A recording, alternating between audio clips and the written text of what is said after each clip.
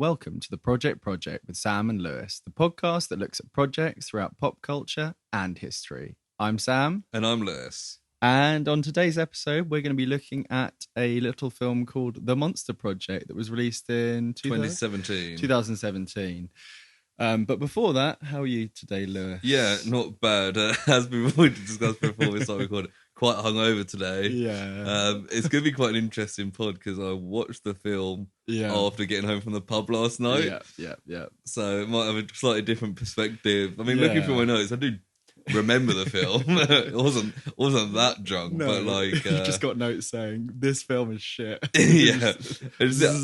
Well, I think I might have enjoyed it more than I would have sober. Yeah. I kind of had not quite the same, but I went out to eat last night and had a couple of drinks, then came back, was a little bit tired, was like, gotta watch this, had another drink while watching it. So yeah, it's gonna be one of those episodes. Yeah, I'm quite looking forward to it, to be honest.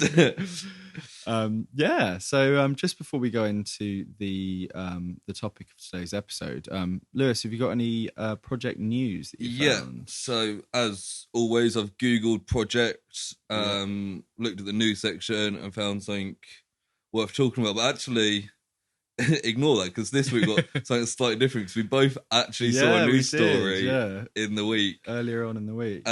Which is quite current as well because it's about the Olympics. Yeah. British breaststroke swimmer Adam Peaty having something called Project Immortal. Yes.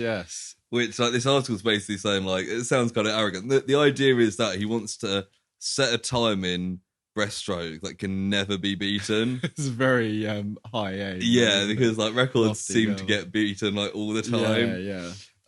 But he is like ridiculously good. I actually looked up like his stats, and you know, like people say like Usain Bolt is like dominant. He's got like the top 4 all-time 100-meter records. Right. Okay. Yeah. Adam Peaty's got the top 16 breaststroke So times. he is. So it's a big goal, but it's also kind of fairly realistic. Yeah, realistic. I mean, he has since this article came out, he did win the gold, but he didn't set a world record. So he might say that he didn't achieve Project Immortal. But in a lot of ways, he's easily the best. Succeeded. Yeah, like I said, the top 16 breaststroke times of all time are all him. So like, it's going to be like impossible for anyone to beat him anytime soon. Yeah, okay, cool. Yeah. So maybe, and I assume he's going to carry on for a while, so maybe he'll achieve Project Immortal at some point soon. Yeah.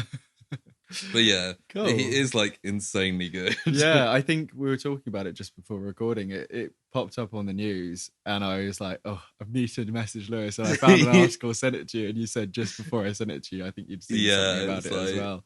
So obviously, looking up Project each week, but actually having Project come up without looking that's for almost it. the dream, isn't it? Like have an extra bit that's fallen into your lap. Like if a big like blockbuster film ever comes out with Project in the title, that would just be incredible. We're going to be sending each other that trailer as soon as it's uploaded. Just set up a Google alert for project, film and project, movie and project. Yeah, or usually it would just be like, latest Indiana Jones project. Or like Steven Spielberg's upcoming project. Yeah. And you're like, this isn't quite what I wanted. But yeah, the other news I've got, which is kind of related to stuff we've looked at recently. Right. The headline is Harvard ? Galileo project ? Aliens? Here's what you need to know. And basically it's about the Galileo project launched this week by Harvard astrophysicist Avi Loeb. Okay. With some private financial backing, basically looking for science civilization beyond our solar system. Right, cool. But it also talks about something called Oumuamua. How's that spelled for us, Lou? Oumuamua. Yeah, Oumuamua, yeah. Oumuamua. Which basically was, they're not sure if it was a spaceship or a lump of rock. Right. It was like 400 meters long and it came from another solar system. Right. I think it's the first one we found that's coming from another solar system. Right, okay, yeah. But we only spotted it just as it was leaving our solar system. And it's God. 400 meters long, like skinny object. There is an artist depiction of it here, which I'll show you. Oh yeah, so it's kind of like a long rock, thinnish, yeah. but it's kind of tapers off at the end. And so, some people believe it was a spaceship, not a rock. Yeah, almost like a whale without the tail. Yeah, on it, without yeah, the pretty fins, much. kind of quite streamlined looking. Yeah. Yeah, I mean, I'm sure some people think that, but Yeah. is that a scientific? From what you've seen, is that quite a? They've kind of said like it's hard to kind of prove either Right, way. They don't want okay. to rule it out, and but it's kind of inspired this. This was 5 years ago, Right. so it's right. inspired this kind of movement to actually Yeah. further search for. Yeah, I mean, yeah. obviously, people are always looking for Yeah, and there's stuff like that, but observatories looking for, but it's Yeah. specifically for what for like signs of signs civilization. of civilization. It's a bit like a SETI kind of thing where it's like Yeah. extraterrestrial. I think yeah, the US intelligence. military have got involved as well. Right. And Okay. kind of, So has that just been announced recently then? yeah, pretty much. Because that's It's like a interesting. 'Cause new it project. comes after the the UFO declassification that I think we Yeah, mentioned a it couple does of say episodes something ago. here about UFOs. Because that was pretty inconclusive. The releases by the Yeah, so it says by the in US government. June, the Office of the US Director of National Intelligence announced that some military reports of UFOs, or UAPs, Yes. unidentified aerial phenomena, as they're known, seem real. Yeah, because they've changed it to make it so that you can separate from kind of old, like a bit effectively blue book style Yeah. stuff. To more. I think it's also looking at difference of like seeing stuff on Earth, like UFO Yeah, visits, to yeah, actually yeah. looking deep in space. That makes sense. Yeah. Because like if we were to find alien civilizations, it'd probably be deep in space. Yeah. That would make sense. Wouldn't it? But yeah, so it's kind of there's a part of it that's like, is this science? It's like they are using... I mean, if Harvard are doing it, you'd imagine there's some credibility there. Yeah, but... exactly. I think some people are quite dismissive of it, but like, yeah, it's one of those things. Like, I mean, people have often said like, there's so much. The universe is so big. The chances there of being life somewhere. Yeah. It's like Makes sense. it's almost non-existent. The chance, isn't it? Yeah. So yeah, maybe we'll find something at some point. Yeah, I can't imagine we'll end up with like a Star Trek kind of like universe, but yeah, we never say no. When's the Star Trek? When's that set? That's not massively far off, is it? No, so like a couple hundred 22nd years? century. Yeah, okay. I think the Vulcans first visit Earth in like 2050, so like 30 years from now. Okay, yeah. Well, I mean, that would make more sense. For us to become like a spacefaring race or whatever you'd say, yeah, for another civilization to Well, visit us and give us that's what happened knowledge in Star Trek. So a bit of a tangent, but when humans developed like light speeds, the Vulcans then came down and kind of helped.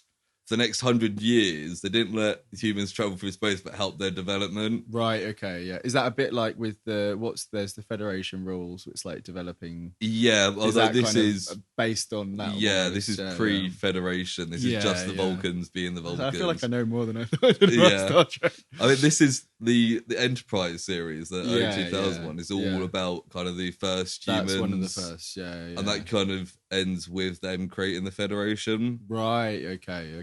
Cool. But yeah, I don't know.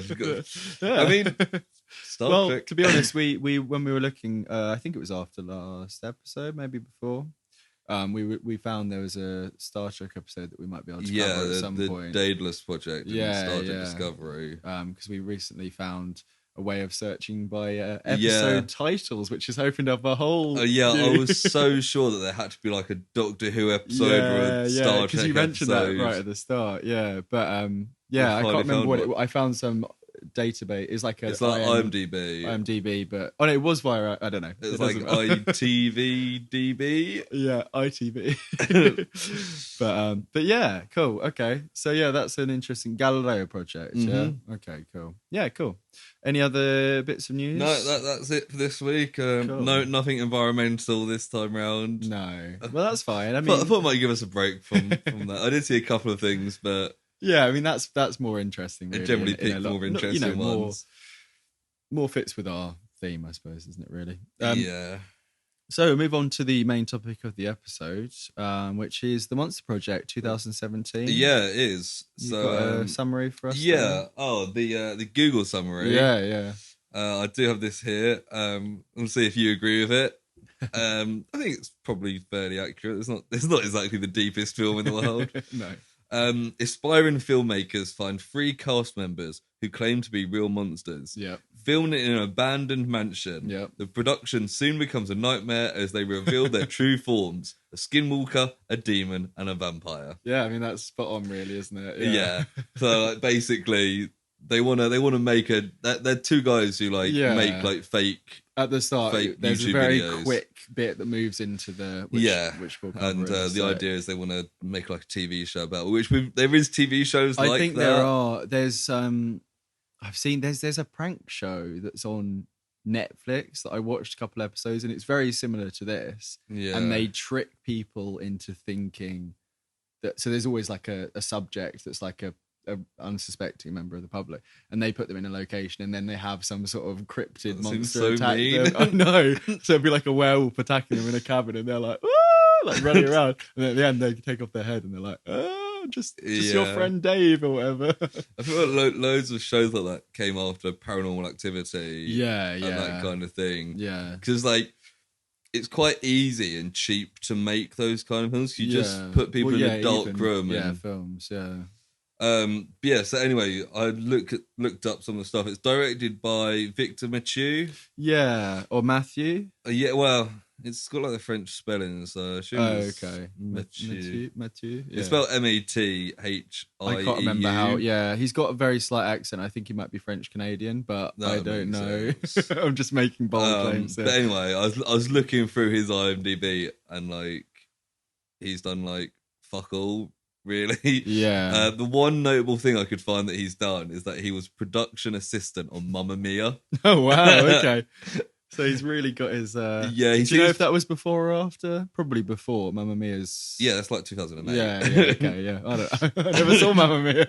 Oh, it's pretty good. Yeah. But I do like ABBA. So. Yeah, I like ABBA as well. But yeah. Yeah, he seems to have done loads of like low budget, like scary films. Like yeah, horror films, well, this was I watched, as I mentioned to you before, I watched a 40-minute behind the scenes documentary or featurette on YouTube, and he says, I don't know if he did a film between starting this and actually filming it, but they came up with the idea like straight out of college, him and his friend. Right. So yeah, I'm pretty sure this was his first project that he actually worked on. So maybe while he was college or before he studied, he might have done some stuff. Which, unless this just like took ages to get made. Yeah, I mean, but it started 2000. Yeah, we saw one of the trailers we saw was like a whole the, different cast. Yeah, it was like the spec trailer with. I think that was 2013. Right, so that's already 4 years earlier than it came out. Yeah, it was. I mean, well, we can go over it at the end. I've got a little bit of trivia and stuff, but it was a bit of a nightmare to get made. Yeah, so it kind of makes sense. Yeah. I looked up it has 2 kind of main casts according to like Wikipedia. I'd say there's 4 main people in it. There's 4 humans, yeah, and 3 monsters who don't really. They're quite present, but they're not really. Yeah, they're not really. They're monsters. Listed as the stars are the guy that plays Devon and Brian. Yeah, Devon's played by Justin Bruning. Yeah, I've never read. He looks vaguely familiar, but I don't know. He's like a TV actor. He was in the remake of Knight Rider. Oh right, okay. He was in Ringer, a CW show with Sarah Michelle Gellar. Right. Okay, so like he's one of those people who just kind of done random like bit parts in. Yeah, American that's TV. kind of what they all kind of seem like that, really. Toby Hemingway, who plays Brian, has done even less. Yeah. Did you see he was in a music video? Yeah, with Taylor Swift. Is that right? Yeah. Okay. He also had like a 2-minute part in Black Swan. Oh right, yeah. He came up as Black Swan, but I didn't. Yeah, but did you see where he's from? No. He's from Brighton, our hometown. No way. And I was like, oh my god. But like in it, he's just like some like generic American. Hey, to be fair, his like, accent, LA guy. His accent is a bit. at one point it seemed like he was drunk, and he wasn't really supposed to be drunk. Maybe he was supposed to be a bit drunk, but yeah. I did I think always felt like it was almost like a piss take, like Californian accent. Yeah. So I guess that's what it is. Then. Yeah, but he's unless maybe he was born here and then grew up over there. Yeah, although I think I saw that he did like grow up here. So in reality, he's probably got similar accents to us. Yeah, it says English actor. Yeah, yeah, but yeah, first project star from he looks like a real, from our hometown. Yeah. He looks really strange in the picture. Yeah, I did Google him, so I was like, I wonder if I recognise him. Obviously not, because he's like 10 years older than us. But I don't recognise anyone that's 10 years older than me. Yeah, they're kind of the only listed people in there. Yeah. I liked what was the guy who was behind the camera quite a lot called? Jamal. I liked him. At first I didn't like him, but then I quite liked him. I did write down what was it. I felt like half his lines were just like like really shittily written, like typical lines to put in there, like he kept we'll get like, to hell no. Yeah, like nobody actually wrote this, surely. No, I think I mean we'll move on to the actual thing, but in the behind the scenes they were looking for actors who were good at improv, and I think quite a lot of it was unscripted, as you can imagine, the actual dialogue. So yeah, maybe it was all him. He's just a bit of a walking stereotype almost. Yeah. But, the other thing I looked up, it was produced by Epic Pictures, who I'd never heard of. Just before I started recording, I had a look up what they've done. They've mostly done like cheap horror films, but they did in 2015 do a film called Zombievers, which I have seen. I've seen the poster or the cover of it somewhere. Yeah. No, I've not watched it. It's one of those kind of like dumb like teen horror films. Like Piranha Double D or whatever. Yeah. They had loads at one point. Is that what it's called? Something like that. 3 Double D or something stupid like that. And it's really dumb, but I did quite enjoy it. I think somebody else watched it and recommended it to me, and then I watched it and I was like, actually, that's more entertaining than it has any right being. Yeah. Like, it's zombie beavers. There was one, Black Sheep. Did you ever see that? No. That was like a New Zealand one. It's, I imagine, a similar concept. But that was quite good. There's this great bit in Zombievers where, like, this couple are, like, having sex, and during the sex, the woman like transforms into a giant beaver. Oh my god! Because she's been bitten. Right. Okay. So it's not even just zombie beavers. No, it's you become a giant. Yeah. Oh, wow, and like this guy like falls out the window or something, and it's like, oh my god, what the fuck? But yeah, I recommend it if you ever get a chance. Watch Zombievers. Lastly, the budget was only $250,000. Pretty low, and I mean, a lot of these sort of films it kind of makes sense to have them cheap because it wouldn't. They filmed a lot of it over like 10 days or something. Yeah, most of it is like in one building in dark rooms. Yeah. So it's maybe slightly too dark rooms as we'll probably go I couldn't find box office numbers because it was such a small project. I saw actually, I don't know, I can't remember where, I haven't written it down, but in that behind the scenes, the director said something about how like over 1 million people had pirated it, and he was like, it's really like upsetting. I was like, oh poor no. Victor. Well, it's because he was like, it really takes away, but it's like, yeah, it takes away your money, but also more people are seeing it. Yeah, so I don't think it was ever not really defending make loads piracy, of money. But yeah, it's only $4.99 on Amazon Prime. Yeah, is that where you watched it? Yeah, definitely. Finally, IMDb 4.5, Rotten Tomatoes 50%. Like, I mean, of like a cheap horror film, it's never going to be that high, but no, that's basically 50-50 for both, isn't it? Yeah, and that's potentially one of the worst reviewed that we've got. Oh no, Dinosaur Project was lower, 29% or something like that. I've got my notebook here, so I can. It's one of the lowest anyway. Dinosaur Project was 29%. Yeah, I thought but so, yeah. Dinosaur Project did have a higher IMDb than this. Right, okay. So Project Pals 60%, Project A was 82%. You're gonna run out of space on that notepad. I don't know. Like, all I use this notepad for is the project. I'm probably gonna run out of space on my computer before you run out of space on there with all these recordings. And maybe years down the line, I could sell this notepad like Can sign it in the back. Yeah. You can auction it off for charity. For charity. I've even got in here our brief way to like set out the episodes. So like, yeah, I can't exactly sell your laptop. Off. I can't. Well, it's a Google Doc though. That's the problem. Sell the Google Doc. I'll just buy Google, make it an NFT, and sell it off. Wow, you got really high hopes for this podcast. Well, it's looking good. Right, yeah. So, should we start moving through the plot then, or what plot there is? Anyway? Yeah, I mean, so it starts with scene that we saw in the trailer, wasn't it? Where the guy's like, he hears a noise in his house, and he's like searching around the house. It feels like it's jumped right in, doesn't it? Yeah. And he hears like something on the roof, and he says, "I'm not here for this Michael Myers shit." He also says, I wrote down, "I have a crucifix."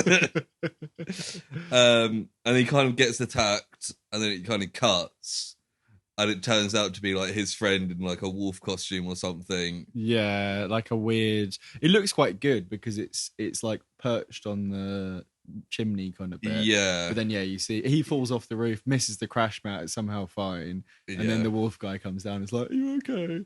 And then he's like this douchey guy called Devon, yeah. Who one of the main characters. One of the main characters. It's Jamal filming. Jamal's filming, who's the guy that we mentioned. But yeah, it turns out that they're recording these kind of fake horror videos and uploading to YouTube. It was called something like Real Life Monster, and it had like 130,000 views on YouTube. Yeah. And they're like, "Yeah, this is pretty good."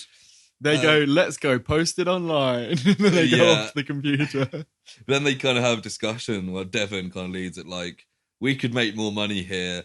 Let's make an actual show where we get like people who think they're actual monsters." Yeah, and he says like it's a very short scene, and it's lots of like exposition, very clumsily written. It's and here's the monster project. The more videos we post, the more money we get. Let's make a TV show. Yeah.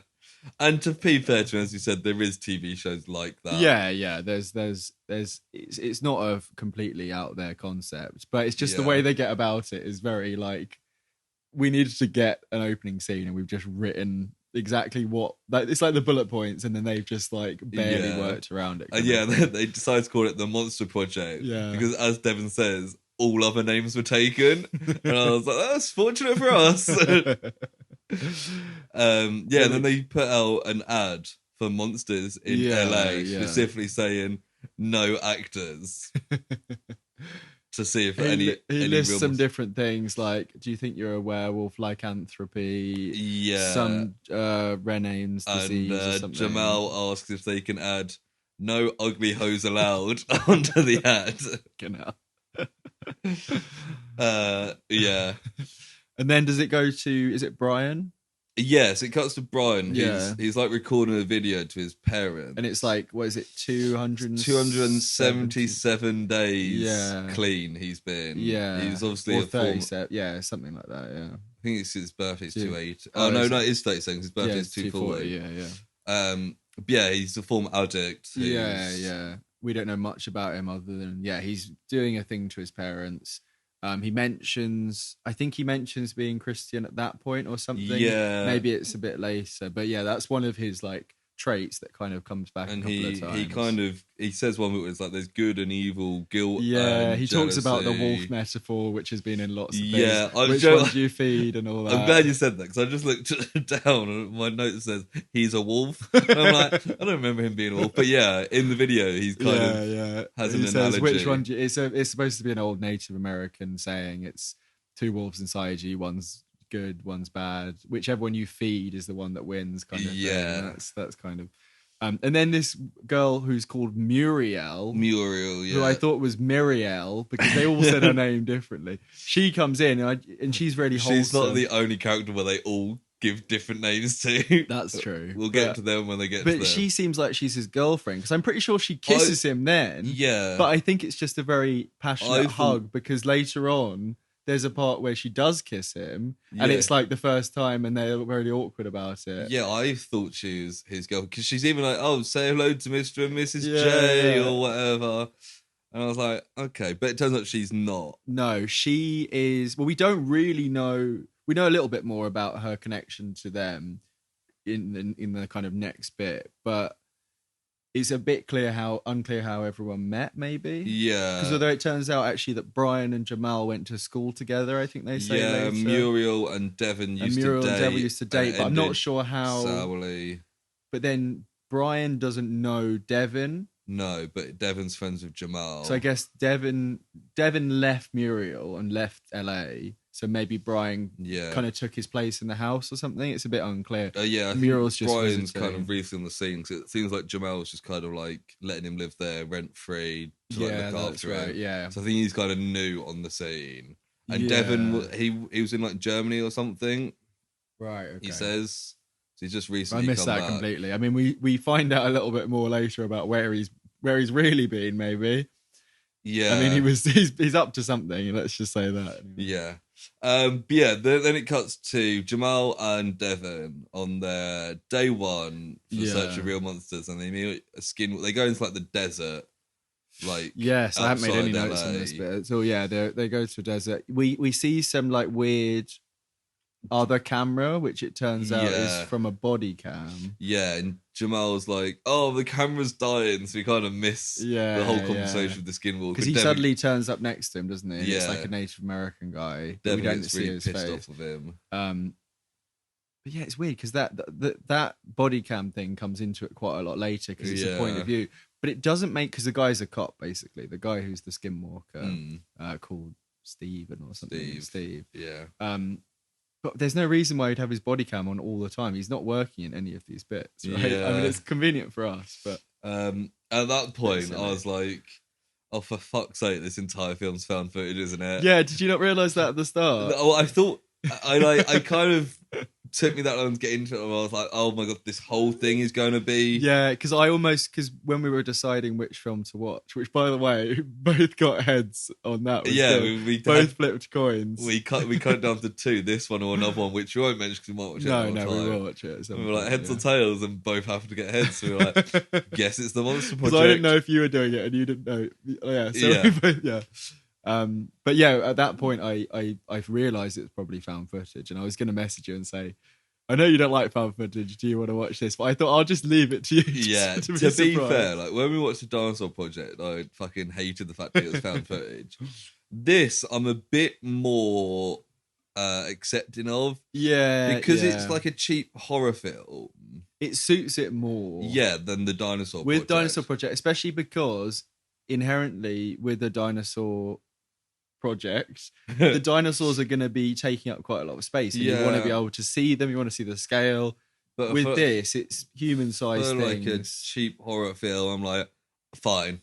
Yeah. You do you. Like, I wasn't that upset by it being found footage this time. I mean, it falls into a lot of the tropes. Yeah, from the middle which half. We'll get into, but like, if you're gonna do a found footage film, it should probably be a horror film. Yeah. Like, I mean, absolutely. Found footage kind of started with the Blair Witch Project. Yeah, it did. Which is a horror film. Which... Yeah, and then this is more probably it's a bit of Blair Witch and a bit of Paranormal Activity. Yeah, and I think there's something called. I was gonna just Google it. Something called like Grave Encounters, I think it's called, which I saw people making comparisons to in the comments on the YouTube things. I think that preceded this by a couple of years, 5 or so years, and that's kind of going into it's it's ghost hunters going somewhere, get chased around by a ghost in a big house kind of thing. Which is at its core kind of what this is, just with some characters over the top of it kind of thing. Yeah, without reducing it down to its parts too much. But so I did pick up a couple of quotes in this bit where they meet the Skinwalker, which go for it. It was Devon who turned around and said, "Do not fuck up on me, Jamal." And I was like, that kind of sets the scene for like the rest of the film, like their relationship. And it turns out that like he's like, oh yeah, he's legit, like the Skinwalker. And I was like, I know, like, he is going to be, Yeah, because yeah. it wouldn't really be a film if he wasn't, but It would have been kind of interesting if one of them wasn't. wasn't legit. Yeah. Um, Although one of them, we'll get to, is different in that, like, they're a lot more caring for, because it's not entirely her yeah. fault. Well, up to a point, and then they kind of turn. Yeah. But yeah. But for a while. So yeah, so they do the Skinwalker bit, but that's mostly off camera, isn't it? And then you see, because as it turns out later, the Skinwalker wants their identity protected because Skinwalkers are quite a taboo subject in Navajo culture. Yeah. Which is their way like of. he didn't need to specify Navajo culture. I feel like No. skinwalkers are pretty taboo in all cultures. Yeah, but Skinwalkers are specifically a Navajo thing. Yeah. And then it moves on to. Yeah, so, I got really confused about these last two because there's a whole thing about the vampire. They drive around to go to this house, then there's like a couple there, and they go in, and then they decide to drive off. I think no. So that so that is them driving back from the Skinwalker to Jamal's house, and they see that Muriel is there. Right. So then Jamal is like reverse to so that when she what you do the cha-cha slide. reverse. So that Muriel doesn't see them because Devon's back in town. Yes. And then they go in to Brian and he's like constantly like, I mean, I don't know much about what you don't really know what he's got track marks, so he's withdrawing from something like heroin or something like that. But he's doing this arm scratching thing all the time at the start, and it's like it's a little bit over the top. And then Muriel comes back in, and she's like, "Oh, Devon, you're back in town. I hate you. Get out of my house," or whatever. Even though it's not a house, but and then then there's the thing with the vampire messages them, and she says, "I'll do the interview in exchange for a vial of blood." Yeah, and then they get Brian. There's like a knock on the door. And when they go to answer, they're left like a DVD. No, because that's the thing. That DVD is Shuri, who is the demon girl. Oh, yeah. This is why I got really confused. Because the blood thing, they drop the blood off at a playground or a park. And then they turn around and there's like a whoosh and it's gone. But that happens after. Is that after the DVD? No, the DVD comes after that. Yeah, no, I'm talking about the package. What's because Devon's got a box, hasn't he? There's something in the box, and that's the DVD is just left on the porch. Yeah. Either way, I think the vampire maybe writes them a letter or something. Yeah. I've also got written here fish sticks. Ooh, they're good too. Because he says, I've got that exact thing written here.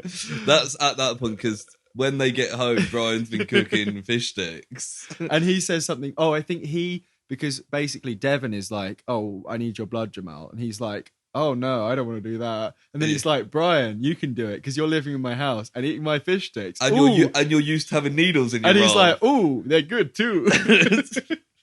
And then then he does the blood file, and we don't really. Well, I don't know if it was the quality I was watching him, but you don't really see the track marks properly. I didn't really see them, but they mention it later. They kind of specifically. And they go to a park, leave the vial, there's a whoosh, and then it's gone. And then they go back, and then this is when there's knocks on the door at like 3 a.m. and Jamal starts filming, as people do in these films. Yeah. Goes down. Jamal's constantly filming. There's no one there. There's a DVD. That's funny, because he literally gets woken up from bed. He's like in bed. He gets woken up by like the banging. Yeah. And the first thing he does is turn on the camera. And yeah, that's exactly what I mean. Like, come on, he wakes Jamal. up and starts filming. And then he puts the thing in, puts the DVD in, but we don't see. And then he gets Devon round. Yeah, he's like, you need to watch this. And I thought this was the vampire leaving an interview tape in return for the blood, because that's the way it's played out. Right. But it's actually the demon. I don't think I thought that, because she says that at that point she names herself as Shuri. Yeah, yeah. I didn't. The stuff that was on the tapes I couldn't hear for some reason. Yeah. I don't know if my sound was too low. But there's a bit where she's talking and she's like, "Oh, he's told me to do this." Like, she's talking about a demon. And then the crucifix falls off the wall and he goes, "Hell no!" Yeah, like Brian's very Brian's like quite religious, and Devon's like a massive dick to Brian. Devon is such. I wrote one of my earliest things is this guy's a cunt. Yeah. Like, he's such an he arsehole. really is, like, to everyone apart from Jamal. Yeah. And then they're talking shit about Brian in the living room after that, and they're like, I think they're saying that they're gonna get him involved. They call him like a parasite and stuff. And then he goes, "Didn't you see Requiem for a Dream? Like they always go back or whatever." It's like, oh. And then later on, it's found out. I think at the party. No, it's when they get to the house. He Devin, basically apologizes. No, but another time, Brian's like, "I heard you, Jamal." Oh, like, yeah, that's the party. So yeah, up next there's a massive birthday party for Brian. Because on his videotape to his parents, he says, Muriel says, "We're gonna film everything with the birthday party for you." So that's like the excuse for why it's filmed. Supposedly, and like I seem to have written loads to this birthday party. Can I just say, when he Devon Jamal is really surprised that he's gone this far without relapsing, Brian, and he's like trying to accuse him. He's like, I saw what your homeboy like slipped into your pocket, and then he gets out this like condom and he's like, everyone should have one of these on his birthday, and he goes, haha, you got jokes, ha. Yeah, so that's what. So I'll go through what I've written down for this. Because, it's like everyone's kind of drunk, having a good time. It's been 240 days he's been clean. Yeah. Then he gets slipped the condom. I don't remember seeing that. Do we see that on screen? Yeah. So you kind of see Brian and, like, another guy. Like, I think Muriel's filming it. Right, like, in the background. It kind of looks like one of those, like, TV drug deals where they're sneakily putting something in each other's hands, like... I don't know if that's what they do, but, like, it does seem very, like... Almost like the handshake, like the tip, like... Which makes you think of that bit in Friends when they're trying to get Chandler to slip the $5 he just like drops it. I'm like, it's if the other person doesn't know, I can imagine it'd be very hard to sneakily.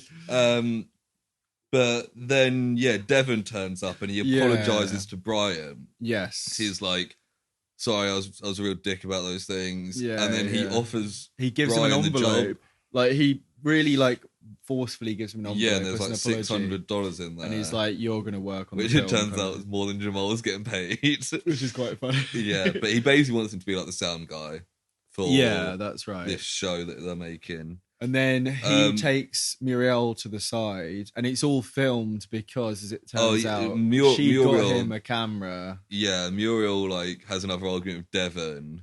Well, this is that bit, So they go off to the side, and she's got the camera she was going to give Brian, and she puts it down, and it happens to film their whole conversation. And this is when we realise they're only friends. No, because at that point they haven't. No, so this is Devon and Muriel have a bit of an argument off to the side, and then he offers her a job directing the project. Oh yeah. And then she seems to turn around on him, and when she's talking to Brian after this, she's like, "Oh, I guess he's all right." And it's like, no, he's obviously not. Like, he's clearly just wants someone to. It seems like he did something horrible to her. It's made clear that like he didn't cheat. Apparently, he says it later on in that argument. I think he's like, "I need to go. Like, you weren't part of my plan at that point, but you are now." Which is like a bit like of a weird like sociopathic way of talking about it, because it doesn't seem like that he did just left. He didn't really break up with her, kind of thing. I feel like they've kind of purposely left it vague so they don't have to write it. Yes, I mean that's a lot of this, isn't it? Yeah. Then there's the bit where they call. So he offers Muriel to direct, and then somebody calls Brian out for having dilated eyes. Yeah. And they're like, "You're using again." Weirdly enough though, she mentions it. She says, "Oh, you must be having a good time. Your pupils are dilated." Yeah. But she says it as a joke, and it's like, you're supposed to be helping your friend on recovery. Like, surely you should be concerned about that. And it doesn't really. And then she kisses him. But also, the way you look at it is like, did she kiss the camera or Brian? Because it kind of completely covers the camera. Yeah, it's like also they've done it to make it look like the kissing, but the fact it's found footage is like, did she just kiss the camera? Oh no, I'll get to it later because don't worry. But and then she then regrets it immediately. Yeah, and he then gets his condom out when she leaves and throws it in the fire. Like, this real, like, sore loser. I won't be using this tonight. And then at that point, do we see that he's got some pills? Yeah. Because it was really unclear, because it's It's not clear So whether or not he takes drugs at that point. no, later on he says something like, "You don't need pills" or something, like to himself. He's like, "You don't need Yeah, pills I to think stay it's strong." implied that he does. I mean, we like, find out the truth a bit and he like later calls on. himself a coward. Yeah, yeah.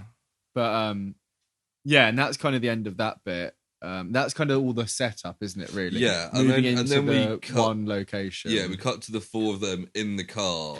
Yeah, and they're going that's to when this... Jamal goes, "I need a raise." And we're going to this mansion that's like outside of LA. like this purposely like creepy house. It's all like boarded up windows. And I was like, why did they need to go to this house? It also seems like there's no lights. I mean, there are lights because the lights go off at a point, but it's so dimly lit. It's all filmed in night vision. Yeah, I think. Well, apart from the bits in the start, it's all filmed in night vision. Yeah, but like it's all dark. It's all dimly lit. There's like a creepy guy who doesn't like cameras, despite the fact having CCTV everywhere and letting a film crew into his house. I know. And then he's got this who's like his wife, who's like this lady in a wheelchair. Yeah, she never just comes back off in a weird room, like singing. And it's like kind of one of the first like scary bits. But she's kind of like, and creepy. she's just offering her own world. She basically. never comes back, does and she? that never comes back at all. Yeah, I think it's just like dressing for the whole thing. But yeah, I feel like they're going to a creepy house for the purpose of going to a creepy house. Yeah, but seeing as they're hosting these interviews that like aren't necessarily going to go badly, they could have done them anywhere. I know. Yeah, it's weird. I mean, I guess part of it, but the thing is, they're all in. So I didn't, because it goes to shit before it kind of picks up fully. Really, there's a bit where basically the monsters all arrive one at a time. I think the first one to arrive is Shuri, the demon girl. More before that, but yeah, and they put her in a room and then they stick a label saying demon on the door. Did you notice that? And I didn't see it with the other ones, but I'm assuming they put put on all three labels at the same time. Right, okay, yeah. So there's 3 rooms designated for each of the interviews. It's basically like they're like dressing rooms. Dressing rooms, yeah. Right, okay. Yeah, but what happens before that bit? So that's when they're all like unpacking the car and Muriel says to Brian that the kiss was a mistake. And at that point I've written down, poor Brian, because like he seems really interested. Bad like Brian. Yeah, literally, like he seems really interested in Muriel. I know, yeah, and it, like obviously it's whatever, but it I mean, it seemed to both of us, maybe because we're men, I don't know, but it seemed to us, and I imagine to most audience members, that there was something going on there. The fact it seemed like they were a couple. It seemed like they were a couple, and I don't know if it's supposed to be the fact that Devon's come back on the scene is what's thrown a spanner in the works. Yeah, but there's clearly like it's set out to have. There's a bit of a love triangle, and then there's Jamal. Yeah, it's quite a good. It's quite a good little. And then we've got another Jamal line here, which I kind of just mentioned, where he says, "As much as you don't like cameras, you got a lot of cameras." Is that when they're looking up and there's like a security and I've written camera, at this point, Jamal only talks in cliches. Oh, yeah, he adds, and they mention this in the behind the scenes. They hadn't really intended for there to be any comic relief, and when Jamal is definitely, comic relief. Until they cast him, and then he brought that apparently to the project. I think he's a fun addition. I mean, it would be so boring. He's definitely like the monster the stuff would fun still character. be good, and without skipping ahead too much, the monster stuff is generally quite good for the especially for the budget. I imagine. You didn't have a budget, or it was $250,000. Oh yeah, well yeah, for that budget, it was fantastic. Monster stuff, creature effects. But the first half of the film, especially, Jamal like carries it. Yeah, absolutely, because Devon's just a dick. It's Brian's the moments like a loser. of like brevity amongst all the other stuff. But yeah, that house, they mention really casually about animal sacrifice, the old guy. Yeah. And he says it used to be the headquarters for a satanic cult. And you're like, great, cool. That's creepy and probably not going to come back later. And then like there's the woman in the wheelchair who kind of seems like possessed. Yeah. We get a demon jump scare from her, from Shuri. Because sometimes when she says something creepy, you get like a demon kind of impression going across. Although I don't think that was a full-on jump scare. It was more just like a creepy. But it's like it's a. The wheelchair woman's like scared. And then they start prepping for the interviews. They were going to interview the 3 monsters. Yeah. And Devon's brought props. He's brought like a crucifix and like he's got like a bag of like he's got like a steak and like some of these obviously come up later. I missed that bit. He's Yeah, just got like but a bag of like cliche like monster props. I thought, yeah, because I remember something about props. Yeah, because that they obviously come in handy later on. Yeah.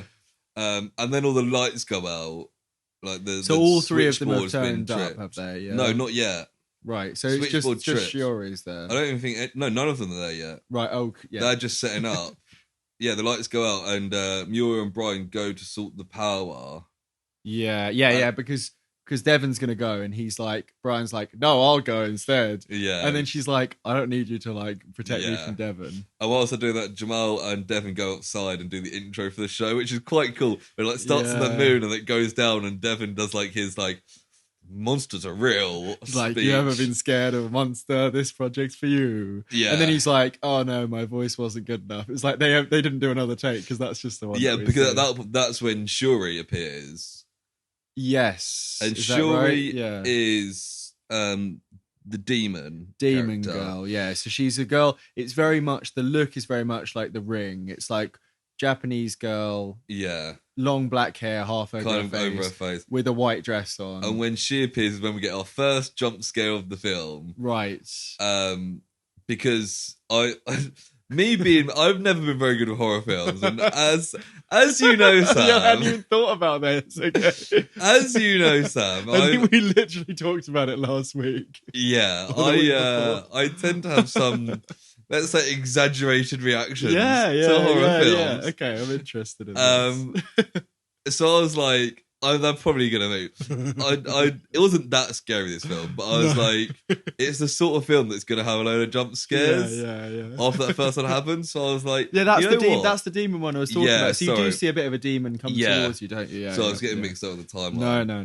Yeah, I thought it'd be interesting to see how many jump scares there are in this film. Yeah. Because it does seem to be like it's going to be that sort of. Like I don't know if I told you, saw that St. Maud film. Yes, I don't know if we mentioned it on the it. pod, but I think I mentioned it. We talked about it. Maybe. Yeah. But yeah, that's like a very like horror film, but like not more a of jump scary one. Kind of atmospheric. Yeah. Whereas this is like a cheap Paranormal Activity sort of thing. It's going to have no jump scares. Especially the first person view of the camera, it lends itself to a face jumping in front of you, doesn't it? Really. And I haven't got anything written down immediately after this. Maybe I was recovering from. Do you remember finding it quite scary? No, I think it was more just kind of like a. Like it wasn't a full on. I better just have a recovery. Like when we watched, was it Woman in Black? Woman in Black and It Follows. Oh, we must have talked. We did talk about it last episode before. Yeah, I remember talking about the beach hut thing. Oh yeah. But yeah, and then someone else appears, which is a second jump scare, like very soon after. Is that? I think it's Shayla, yes. Some of them call her Sheila, some of them call her right, Shayla. This is it. Yes, because I remember someone saying Sheila, and I thought, who the fuck is that? See, I thought it was Sheila, and then I saw on like IMDb that the character was called Shayla. Because she says, "Oh, like they're like Shayla, right?" And she's like, "Yes, you may refer to me as that." Like it's very like a snobby vampire. She's very like a seductive kind of vampire. It's almost like what's it called? Like a succubus kind of thing. Yeah. And like she's very flirty with. She'll suck your bus. I don't know if there's anything in that. No, not really. But yeah, her appearing is the second jump scare because she's suddenly at the door or something, or the window.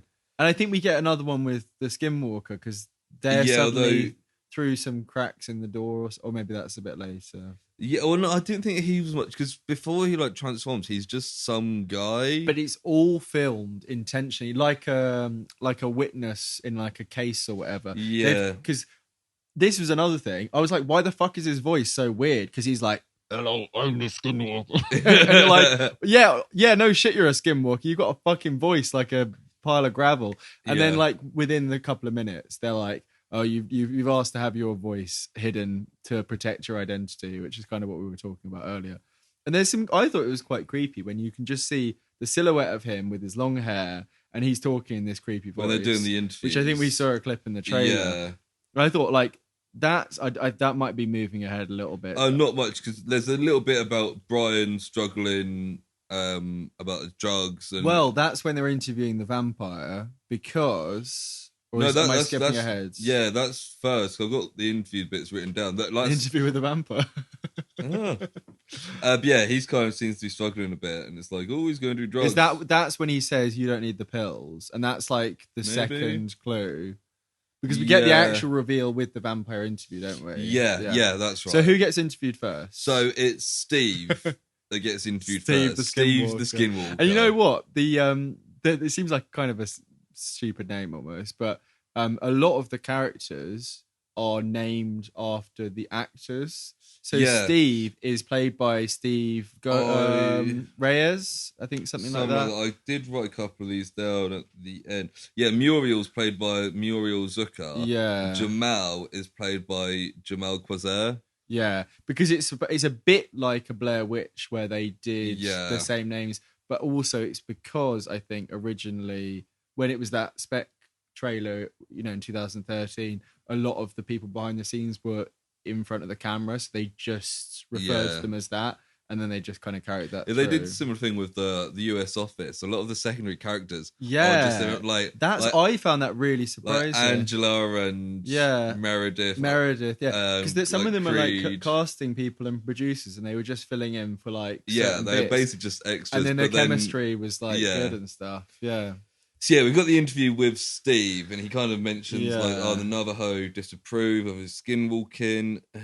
So he wants to protect the Native Americans from himself and those like him. And they say, you might have to murder a family member to become a skinwalker. Yeah, and actually, I did a bit of research on skinwalkers because I wasn't sure how much you knew.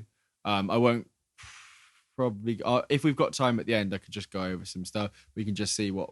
Yeah, because as we kind of see, he's basically a werewolf, isn't he? Yeah, he's not really. I from the start I just took Skinwalker as like kind of a nice way of saying he's a werewolf. No, we can go over it at the end because it's quite different. Yeah, okay. In actuality, let's say. He kind of mentions that a murder makes a skinwalker, and they suggest murdering a family member, which he doesn't confirm or deny. And he says it when they say, "Have you transformed?" And he's like, "Of course." Yeah, and he's like, "It hurts your jaw and your back." And he says, implication of this big transformation. He says you have to make a pact for power. Yes, to do it. And they say only silver stops it. So you're like, okay, he's a werewolf basically for the purpose of this and film. he says like when you become an animal, you have no control over what you're doing. Yeah.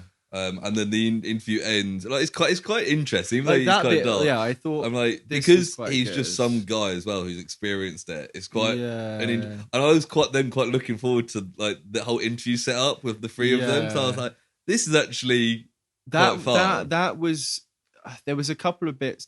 That setup, the general setup in that sense, I think is quite good. And there's a sequence that we'll get to that's quite further on in the film. I thought was quite original as well. Everything else is kind of generic. It's probably what they set out to do. Not an insult to it necessarily, but yeah. And they kind of at the end of the interview, Steve like asking him if he thinks he's a monster, and he refuses to answer the question. Yeah, that's right.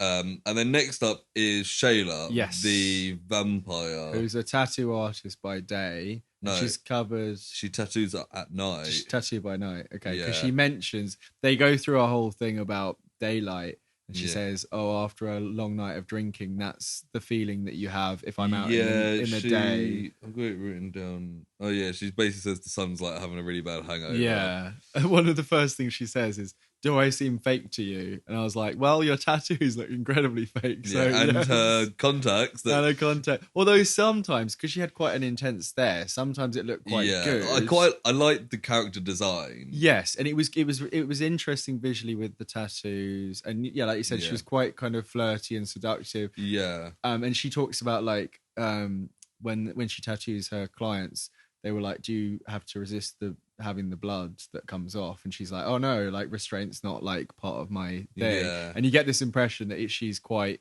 like dangerous but like friendly, and it's a bit like she's kind of like quite self-aware. Yeah, and unfortunately it doesn't really go anywhere. No. Because once she changes, all of that's kind of out once they all change, all their characters are kind of thrown out the window. Yeah, which is a bit of a shame, Except really. Shuri a bit, but we'll get to her. Yeah, so yeah. Shayla starts the interview by asking Brian to interview she her. says she won't talk to Devon. Devon's doing the interviews and Brian's doing the sound. Yeah, he's got the boom mic. Yeah. And obviously, Brian is the one whose blood she's drank. So she's got this interest. She's got this connection with him. And this is quite good, the way this plays out here. Yeah. Like, she kind of makes point that she's not a typical vampire. She does a weird bit where she like scratches the table when she sees Brian's tattoos. Yeah, I think she's like, "That's shit tattoos," and like. Oh right, I thought she was like horny for tattoos. Or maybe she's horny for tattoos. Because he's got a couple on his arms, and she's like, "Oh, have you got any that I can't see?" And then he just like lifts up his ankle, and there's some initials, and we don't really know what it is. Oh no, we do know what it is because it comes up later. I've just realised. What is it? We'll get back to it because it's a bit of a I'm spoiler. looking forward to it. I'm excited about that now, actually. Okay, that actually works quite well. Yeah. It's initials, and then she does a weird scratch. Yeah. And we don't know really what. Yeah. Again, I quite enjoyed this interview because it's like an insight as to what it's really like to be a vampire. Yeah. But the thing that concludes it is. Before that, okay. a bit I really liked is her describing how like blood isn't food, it's an addiction. Yeah, she says like sex, drugs, alcohol. Yeah, it's like. Oh, that's how it kind of leads on to it, isn't it? Yeah, so I was like, I quite like that as like redefining vampires, not needing blood, but just like as a drug addiction. Yeah. I was like, that's quite cool. She still eats and drinks water. And she's a normal person with an addiction to drinking blood. yeah, that is interesting. Actually, I hadn't really thought about that because it moves on because she says drugs and she says, you know what that's like, Brian, like implying that she's got some maybe psychic thing or connection. And then it kind of unfurls that she mentions that she could taste like Oxycontin in his blood, which is a pill, like a sedative. She drank his blood. Yeah. And then he gets really pissed off because she's basically... She mentions the wolf metaphor again, doesn't she? Yeah. About feeding the... And like, yeah, he gets upset because she's basically revealed to everyone that he's still using. He's still using in some way. And Jamal takes it really personally as well because he's been kind of looking after because I kind of thought he was overreacting, but I think from what you said earlier, the fact that he was just letting him crash effectively, it is a bit of a... I thought they were like roommates, and I was like, like maybe support your friend who's in recovery. Yeah, but I think he is supporting, but like he's supporting him financially as well, and he's still like using. Yeah, I think this is. I've written here. There's a bit. I think it's Jamal is to the camera going, "The pills, the oxy, like give me the pills." And then Brian goes and films himself outside. This is when he has a freak out. And he's having a freak out as if he's talking to his parents. And he goes, "Take a good look at your son." Yeah. And he's like, "Your son's a no good drug addict." And he's like, he's acting his fucking arse off. Unfortunately, it's not great. No, but you can tell he's doing it. Going full force. And and that separates the group, doesn't it? Because he's then outside for some of the stuff that comes up. And he's still out there. I think he starts smoking or something, or maybe that's earlier. But the other three, because then they interview Shuri, the demon who she says she starts like the interview. She kind of says that this demon who she calls the bad man. That's right. Yeah, has been with her. Since it gets really born. dark, actually, doesn't it? Yeah, he's been with her since she was born, and. They asked her why she's doing the interview. Yeah. And she says the bad man promised he'd leave if I did the interview. And I was immediately like, bull fucking shit. Why are you believing this demon? Well, yeah, obviously. And she says something really grim about like at night he lays on top and enters me or something really gross. Yeah. And you're like, it's a bit like a sleep paralysis, but also like a sexual assault thing. Like she describes him as well, saying like he's always smiling with no lips and he's got big eyes. And I was like, see, I couldn't. Yeah, I think I had my volume too low because I was watching it quite late. Yeah. So, and she's quite like a whisper talker. Yeah. Because she's supposed to be like this traumatized. And then he like flashes up on the screen. Yeah. So that's jump scare number 3. That's okay. Yeah, and you kind of, as she's describing him, kind of flashes up in like a millisecond. Yeah. Like one frame. Is that the same effect that we had earlier, or is that the first time we've seen that? I think it's the first time. So the one that's the jump scare with her earlier is just her being like a creepy person, right? Okay, yeah. From what I remember. Because I think that's the one I was thinking of, but yeah. Yeah, and then she says like he scratches her, and she's got like Oh scars yeah, on she her. shows, but we don't see it. And they Yeah, say, "Oh, did you do that to yourself?" And she's like, "No, obviously no. not." Like, And then she can like see him yeah, she in the suddenly gets room. scared that he's like there, and that's in. It's quite It's quite creepy. good. I think. Um, It I did. It can't. did. I was suddenly sitting in my living room, like looking around, like there's no demons in I kept here. I kept it reminded me of something at the time, and I can't remember what it is, but something where there's like a presence in the room, it's maybe like a Conjuring or some other it's kind film, of like It or It Follows, Follows. Yeah, maybe it where was only something one like of them that. can see it. Yeah, yeah. And then The shit starts kicking the off. Then power does it? goes again, Right. Okay. Yeah. um, and they go to that, but then there's like a noise, and Yeah. Steve, the skin changer, sees the moon Yeah. and But the thing is, the moon transforms. is actually, isn't it going? Is it coming out of the eclipse, or is it going into an eclipse? Because it looked like Hmm. it was going into an eclipse, I thought it but was just he like was a cloud. changing. But yeah, because they mentioned earlier that it was like a full eclipse or Yeah, because of something. course you'd interview three I demons, know. three monsters in a scary house on a full moon. But yeah, so one of them goes into the skinwalker's room, and he's looking at I think he pulls one of the boards off the window or pulls it down, Yeah, and then yeah, he sees it, and then he has quite a cool transformation and then we get where jump scare number 4. is that there? Because So then he, his back starts yeah, you see splitting, like his clothes and then ripping off is that the scare? He when he turns, turns. Yeah, and and he then kind of, his face kind of elongates a bit like a wolf snout kind of yeah. thing. And it's Muriel that finds him because he then chases Is that right? Muriel Yeah. through the house. Um, And then when is it that you think that Jamal's being got? That's around now, isn't it? not Because he gets yet. pulled. Yeah. Because then they go to find Shuri, and she's like on the ceiling, Right. like Okay. weirdly Yeah. like possessed, and they're like, "Holy shit!" They're Like, like, oh fuck. yeah, and I've literally got shit's going down. Yeah. I put all hell Yeah, breaks loose at and once. this is also the point where the entire film turns green, Mm, where it goes in the interviews, and suddenly every camera's on night vision mode for the rest of the film. that's right. And I Yeah. was like, oh, now we get a whole green film. And now it's about 40 minutes or so, isn't it? Oh, it was. I wrote down at one point where it's 40 minutes. 40 minutes in is when Steve turns up at the house. So, like, Okay. So it's about half an hour of shit at the end then. yeah. So this Not is. shit. I mean, it's not all shit, but you I know, think the interviews only crazy really last stuff. like 10 or 15 minutes. So this is Yeah. coming up to an hour in. Yes. And Uh, there's a lot of kind of running around in this Yeah. bit, and then this is Steve grabs Jamal.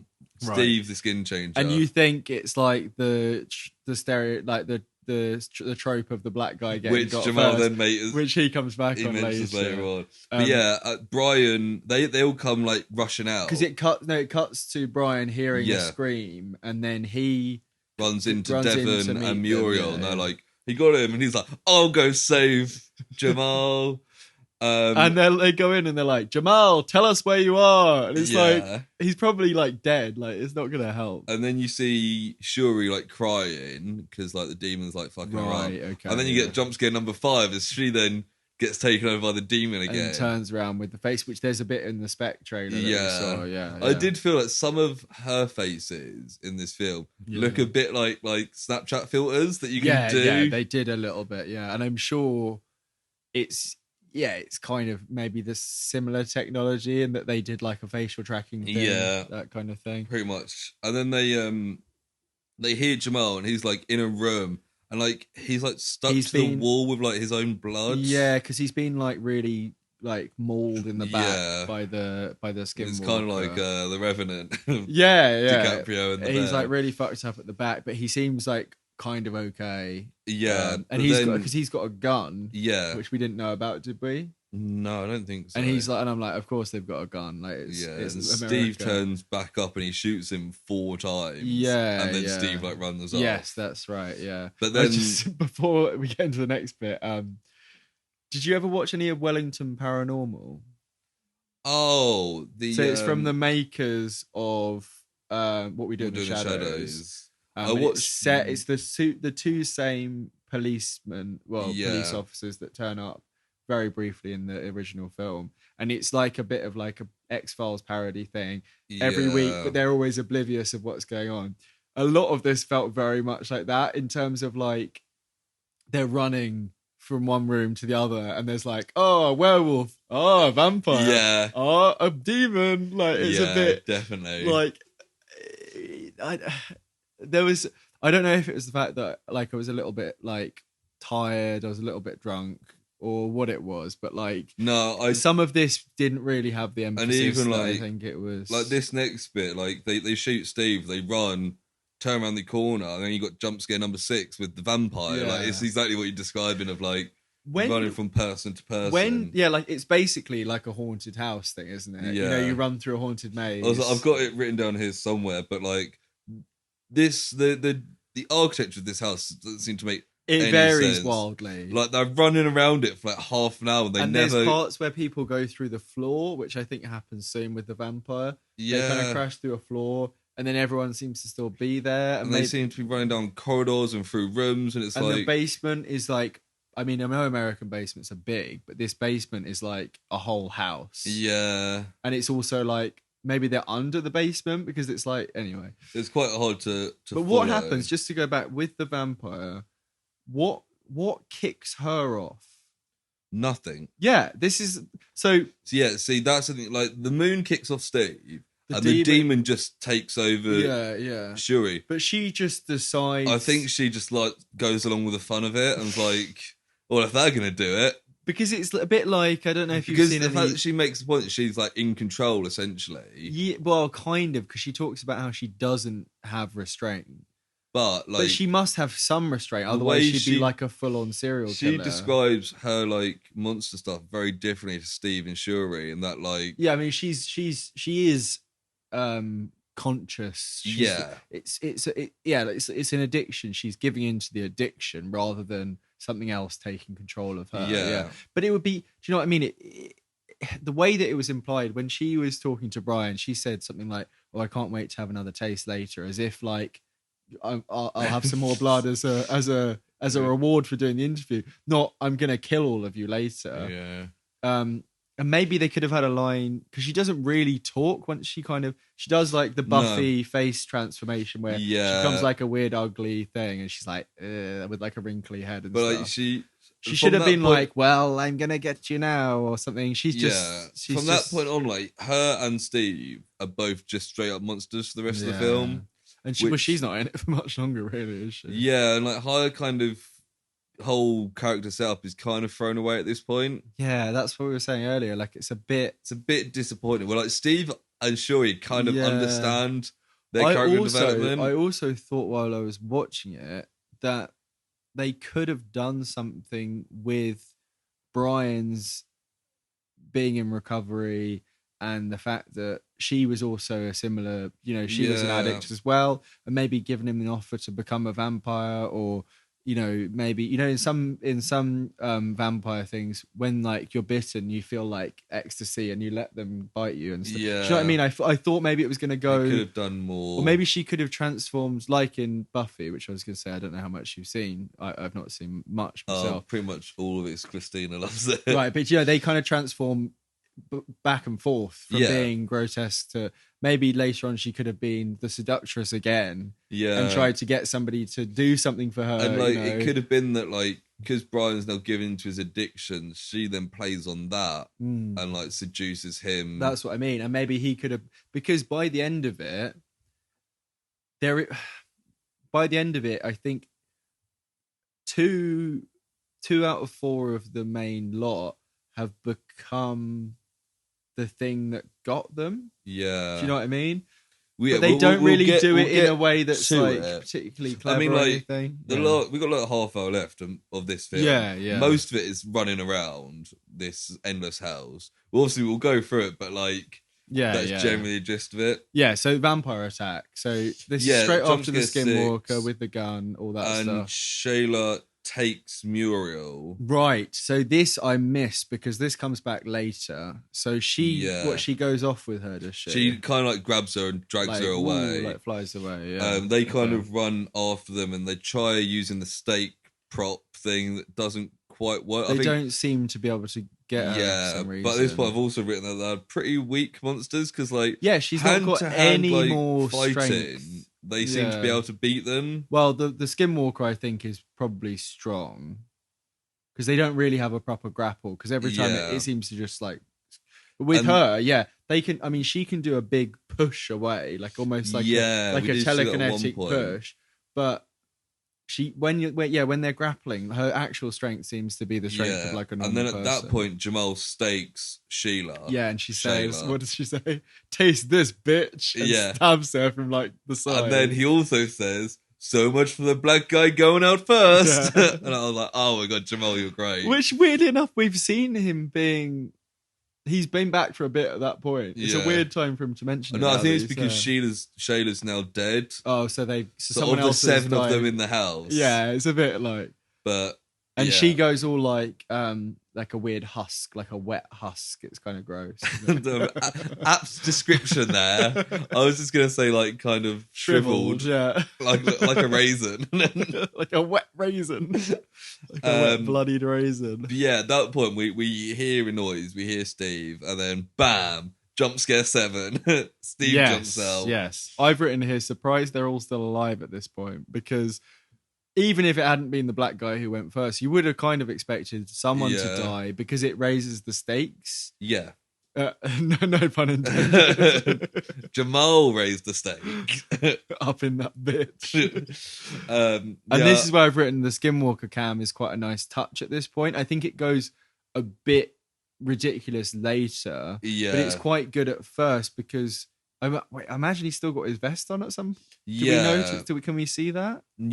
I don't think it's clear because it's all dark. It'd be quite funny, a werewolf wearing a little vest. But it gives us this bird's eye, wolf's eye view, like point of view from being chased through, which you don't often which get. It's quite cool because you then see. It's as if the camera's chasing the main character. Yeah, absolutely. It turns out that the gun did fuck all when he was shot full time. Yeah, and I think they mention at some point around here that it's silver. They bring it back to the silver thing, which doesn't really come into it. I mean, it might at the end, but it's not clear. At this point, they then find Shuri. I've written down, Shuri's crying again. I've written Shuri's with them because they're kind of like, right, come with us. Like you were saying earlier on, she's the only one with a side that they can get, like a human side they can get through. She's just she's like a victim. More than anything else. At this point, where I was like, this house just seems to go on forever. And I've written like, just go out the window. Yeah, well, they mentioned at one point, they say earlier we can go out of a second floor window. And I think that's when the vampire attacks them and then they fall back down. Yeah, they just seem to be running around. And now they're in the basement and they're crawling around for ages. And Brian tries to go out and there's like a weird goat man looking through. Do you remember that? Which we find out about later, but at the time you're like, it just kind of looked like a goat skeleton. It's a goat skull, but you can't really tell. I just thought, it's like the demon or whatever. Yeah, and then in the basement they see that classic like sketched on the floor, like the pentagram thing, which I guess comes back to the fact it was a satanic cult place. But... At this point as well, we find out that Muriel's been bitten. Right, is that because they find like mark? I think it's on their neck. They see the marks and they're like, "Oh no!" Right, okay. Let me see. Where did I... Oh, yeah, that's... Yeah, stuff kicks off with her quite a lot later. Yeah. But is this when she's feeling like shit and she's all like... That's in the basement, yeah. And then there's jump scare number 8, which might be actually the goat skull. Yeah, that's when... no. I don't have it on. Yeah, it's all kind of in that bit in the basement. Jump scare number 8 happens. And then the demon comes out. I've written down as well, like, their torches are shit. I mean, what Americans call flashlights. Yeah. But, like, they don't seem to light up anything. Like, I think they must have toned them down for the night vision, but it's... But I was thinking, like, if you've got, like, a torch, like, in a house, it lights up way more than that. Yeah, nowadays, especially. Like, even in 2017 or whatever, this was... Or 2016 when this is supposed to be gone. Like LED torches were a thing. Like I'm pretty sure I had one like at uni in 2012. Even like do you remember when we went camping last year? Like those torches we had then. It's like the fucking bat signal. One of them was like so fucking bright. Yeah, you could see it. You go to the toilets and you go back and be like, "Oh, that's where we're camped," because someone's playing around with his torch, shining it on the clouds. Like... Yeah, pretty much. Yeah, and then we get another jump scare. jump scare number 9. Is this when the demon comes back? Yeah, and Shuri attacked Brighton. Yes. Well, there's some quite good exorcism stuff. Oh no, the exorcism stuff is a bit stupid, but there's a good bit. This is the bit where Shuri goes back and she's like on all fours. She's doing the Blair Witch staring at the wall, and then she like leans back. Bridge, what do you call it? Yeah, it's like a yoga move, isn't it? But it's often like an acrobatic thing. But yeah, lots of kids do it. They're like, oh, I can go back. And then she starts like crawling at you. Yeah, and that's quite cool. good. And then she starts like attacking Brian and like they manage to him. pin her down, and they start doing the exorcism, and he's just saying the Our Father prayer. Yeah, but no, it's before that it goes into the weird bit. Yeah, so whilst Shuri is attacking Brian, it cuts to the birthday party again. Yes, so this felt to me, right, like... Oh, I've just knocked the mic again. It keeps... You're waving your hands so much. This felt like, to me... Do you remember in Cloverfield, where the original scene is at a birthday party, and then when shit kicks off later on, it skips back to it as if it's like the tape's been recorded over? It feels like that, but then Brian is aware that he's there. Yeah, he has like a whole like trippy... And this is the bit that I thought was quite original because it's different to what you expect. It also seems like comes out of he's nowhere. having an out-of-body experience that he can see himself because he's there, at the party. But then at the same time, it's being recorded on the camera. So, I mean, it's all a bit weird. But this is when we find out a load of stuff. This also...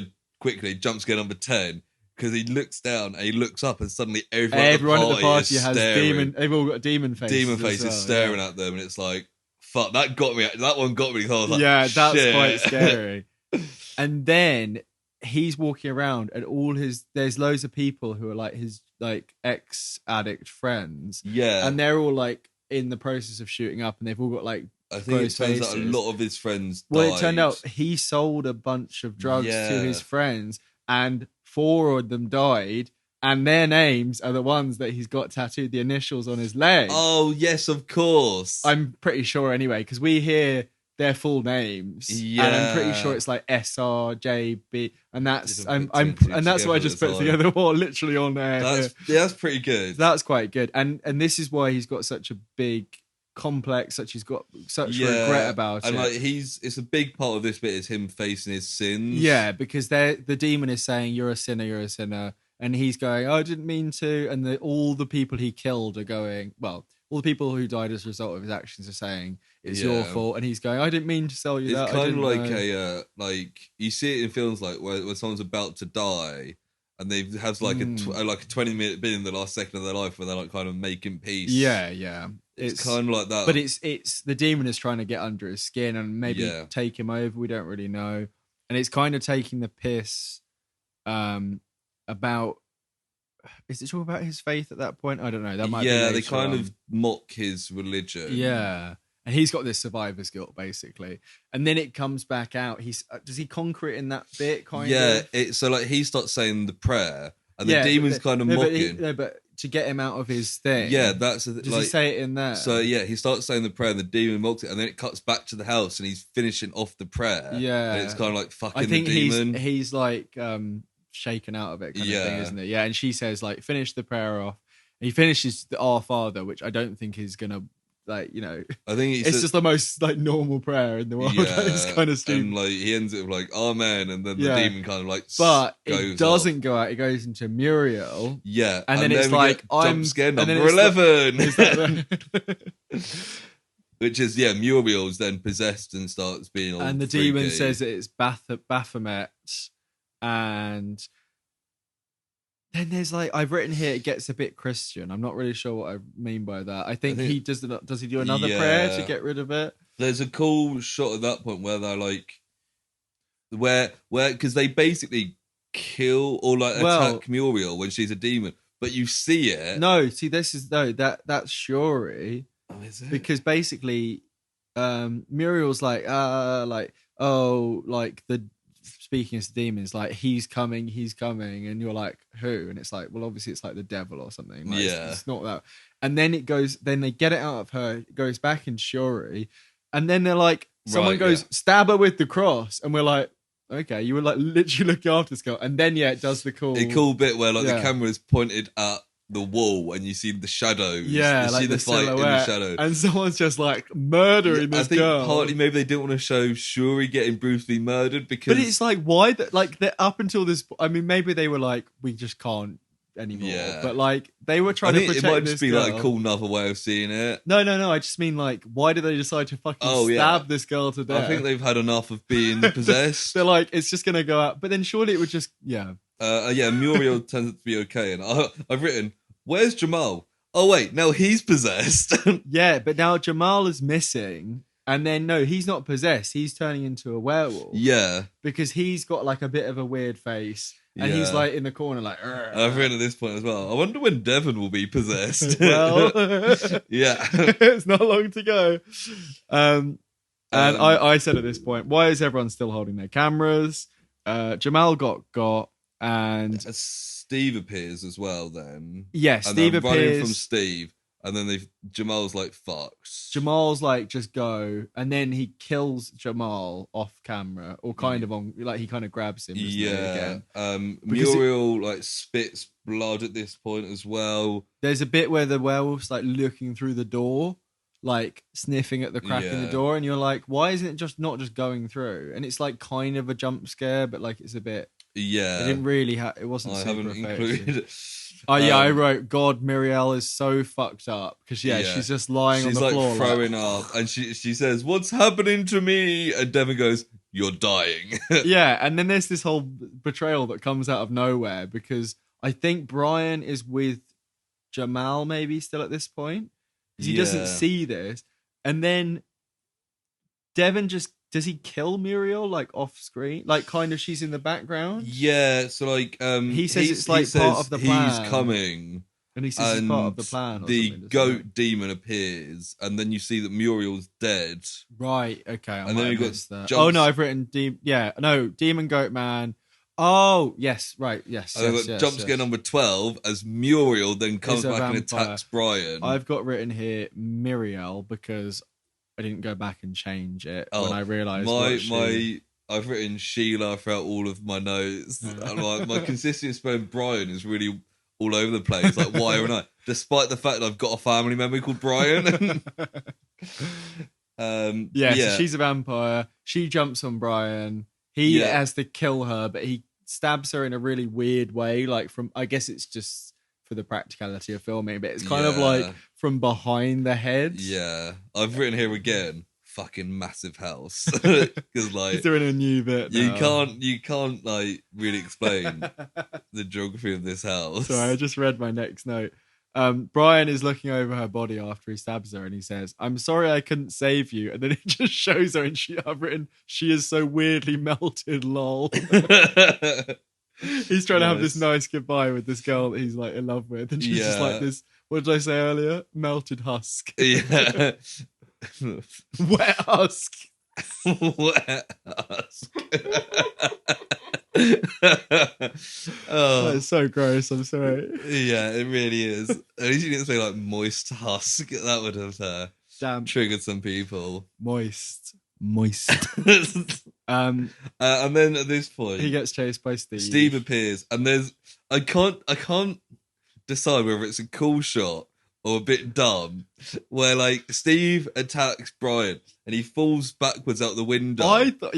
But you kind of see it from obviously the body cam. Well, yeah, Brian's the only one wearing a GoPro on his head. Yeah. So you obviously like he's gonna. So you see him falling backwards around. out the window, and you just kind of see Steve at the window like clawing. Yeah, I think it's quite cool. It's clearly like a stunt, and I saw it in the featurette, and they did do it. Yeah, and they had pads and everything, and it's like like it is good. I mean, but it also like when we saw it in the trailer, it looks a bit silly.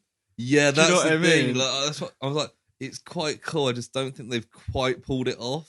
I think maybe it needed to. Well, it either needed to be bigger, or he needed to be more like fake hurt because he just carries on running around after that. That's the thing. And he jumped out on his back from a second floor window. Yeah. Do you know what I mean? Like, there's something, I don't know, there's some And detachment also, there. I don't know like what it Steve is. then just follows. Yes. So like it's not like because he gets away. he does a stunt, which is also where he jumps out and lands, does like a superhero landing. Yeah. Because obviously he's a werewolf, he can fucking do whatever.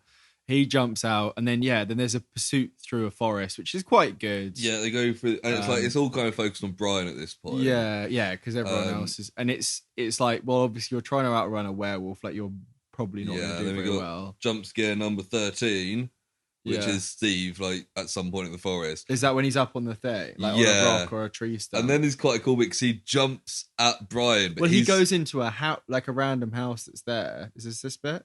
He breaks into a house. No, just before that, I think Steve jumps at Brian and he holds up like a... No, he goes into the house. He breaks through a window or something, and he gets like a pole from the window thing. Yeah. It's like a curtain rod, yeah. Which I imagine, is it supposed to be silver? Because that's what I was saying about earlier. I mean, that makes sense. So anyway, there's a bit where like Brian's laying on the floor, whatever. Steve jumps him and he holds up this pole, and basically like stabs him through the chest and like kills Steve. Yeah, but that's what I'm saying. Is that I guess it was a silver curtain rod. That would make sense. I think I missed where he got that from. Well, that's the weird thing because so I've written down spear because there's. It might be because, as we find out, it's some other satanic house that they're in. Yeah, and it turns out that the plan was to take them there the whole time. Yeah, so we get a lot of stuff here. So now we're back at the house.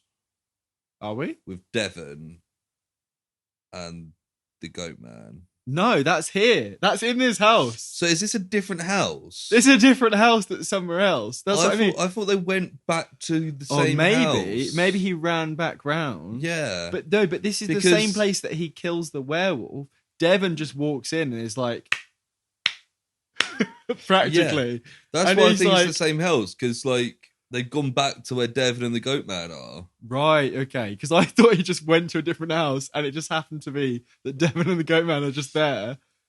I mean, could be. It makes more sense for him to go back to the house. But why would he have run back to the house? Because now all three monsters are dead. And because the place where he kills the werewolf is in the house. Yeah. No, but when he was running away from the werewolf, he would have had to run out and... Do you know what I mean? He had to run out and maybe he just came back to try and hide from the wolf. Yeah, quite possibly. It's not very clear. I have written at this point, can't see shit. So that probably explains why we're not exactly clear on the house. And this is where we get a bit of exposition. Well, a lot of exposition in one. The demon, the goat man who appears, it's quite a cool design. It's like kind of classic... goat devil with like massive like curled horns. Yeah, he's got like a robe. Skull. He's got like kind of what you'd imagine from like a satanic cult type thing. Yeah, which as it turns out is and then exactly it's like wait, Devon's on side with the Goat Man. Dun dun dun. And this was the plan that he'd referred to. I think he referred to a plan at the party, but it seems like it's a plan for a career. Yeah. But then also, when he kills Muriel, he mentions something about a plan as well, and that's the first indication that something's gone wrong. And Brian kind of says like, "Oh, like, you're a murderer," da, da, da, da. And Devon, I've got written down. He shows his hands like, "Do you see blood on my hands?" And it's like that's such dumb logic. Yeah, because he says something like, For the ritual to work, everyone had to die by other hands or whatever. There's some whole thing. Yeah. And he has powers because he does a weird telekinetic thing. Did you see that? Yeah, I've written down Devon has powers. Yeah, me too. Devon has powers, question mark. And I've written here, this is absolutely wild because there's all this exposition. And then I've written here, Devon equals devil, question mark. They seem... So, yeah, Brian seems to think that Devon loved Shuri. Really? I've written down, we're a question mark. I don't know. Are you sure they're not talking about Muriel? I've written Shuri. Yeah, and I've literally written down, Devon had a big plan, big twist. Oh, yeah. And I've got Goat Guy was the old caretaker because he takes his head off and he's the old man from the start. and like I've written like, is Devon the devil? Yeah, I think that's the whole point. I think that's why he's called Devon. Yeah. It's like a stupid. So and But it's he's like a vessel for the devil. yeah, And the then bodies of the other two have been taken to this ceremonial bit because sometime between, I think this is where we were getting confused. Sometime between him killing the werewolf, he kills the werewolf, and Devon shows up and like knocks him out, and then he wakes up. Brian wakes up tied to a chair, and he's now in the ritual space. Yeah, and all the other cult members. And there's there, kind of a whole big like speech where it's like, in the name of Satan, and Devon's made king. Yeah. And then Brian starts trying to do a prayer, the Lord is my shepherd, and they kind of like laugh it off, and they're like, he's got no place here. And then he looks up at heaven, Devon, and is like, I want you to listen to this. Yeah. And it's like, the implication is that God and the devil are both real, but God doesn't have any power in the world or whatever it might be. He's like this old battle. And then like, Brian's sacrificed. Yes, gets. So I'm not sure who's filming this part because there's shots from another point. But Brian's throat gets cut.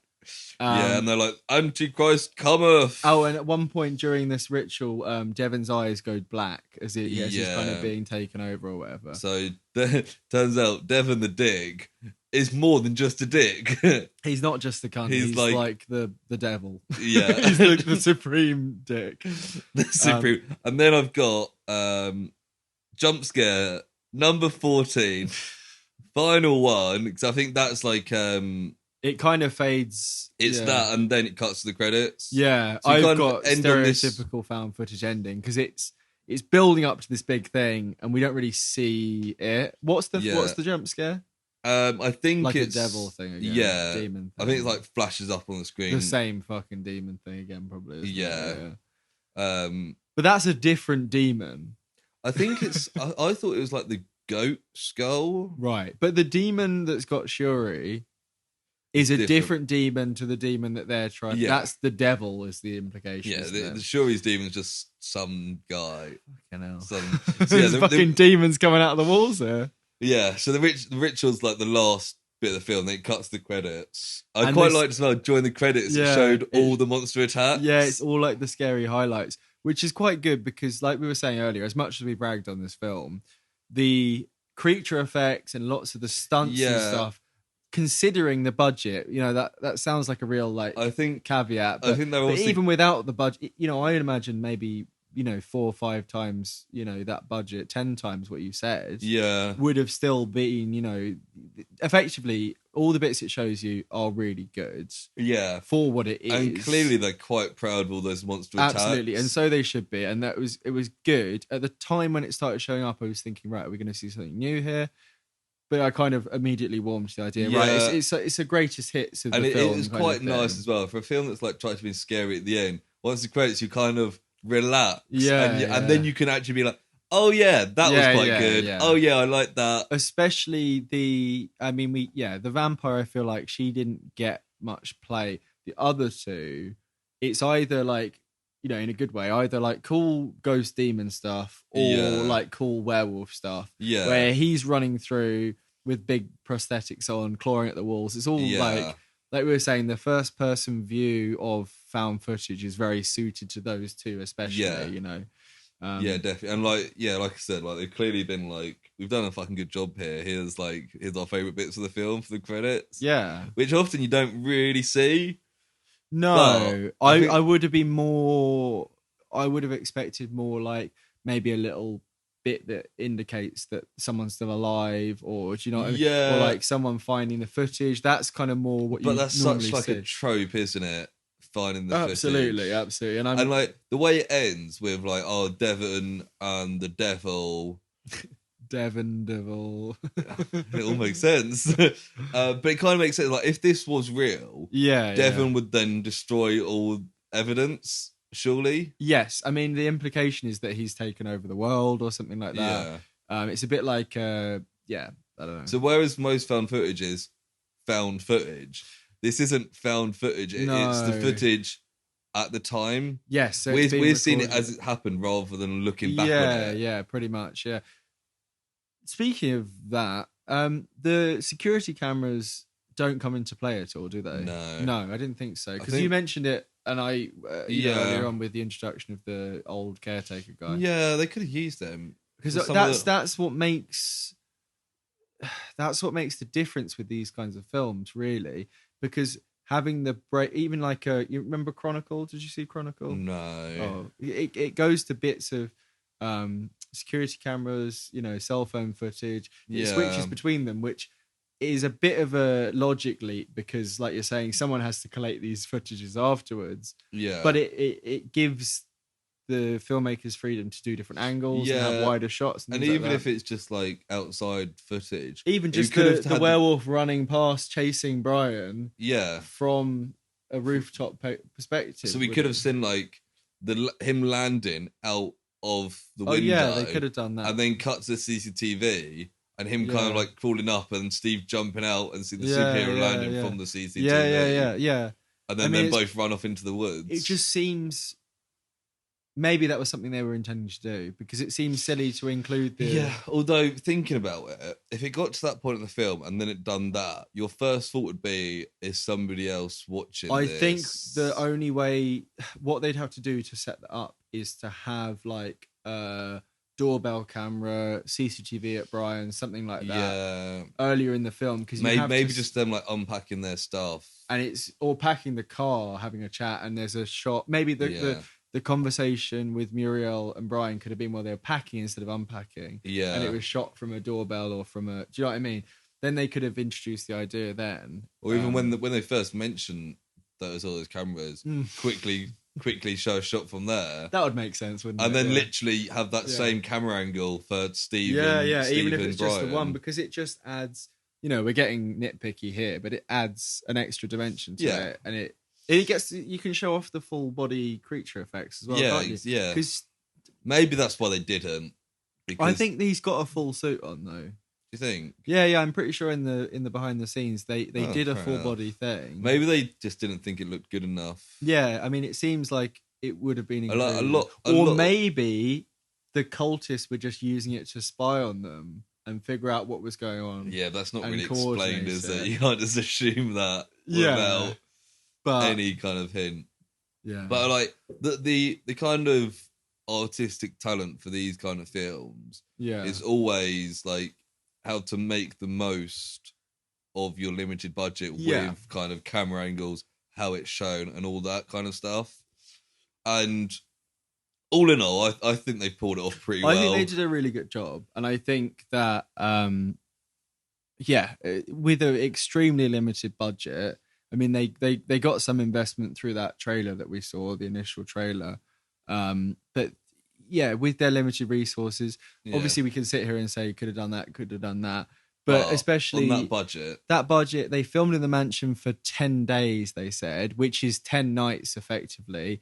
They said, I've got here somewhere, they filmed in an LA summer, which meant they had less than 7 hours of nighttime. So they've got 7 hours. So they've got 70 hours to film pretty much the whole film, and including stunt work and VFX. And like sorting out lighting and like angles and stuff. Like, as soon as the sun goes down, you wouldn't just start filming. Well, They said that the director, Victor Matthew, Mathieu. Go full French accent. That's like someone sneezing. That is the French accent.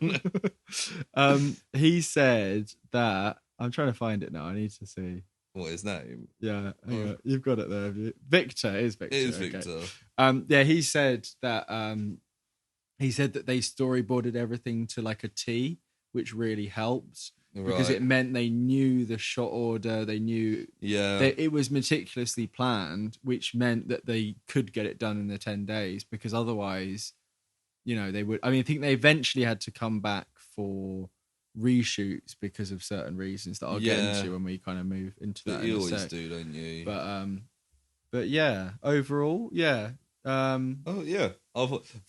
went like 20 minutes in when I was like, it's cheap found footage horror film.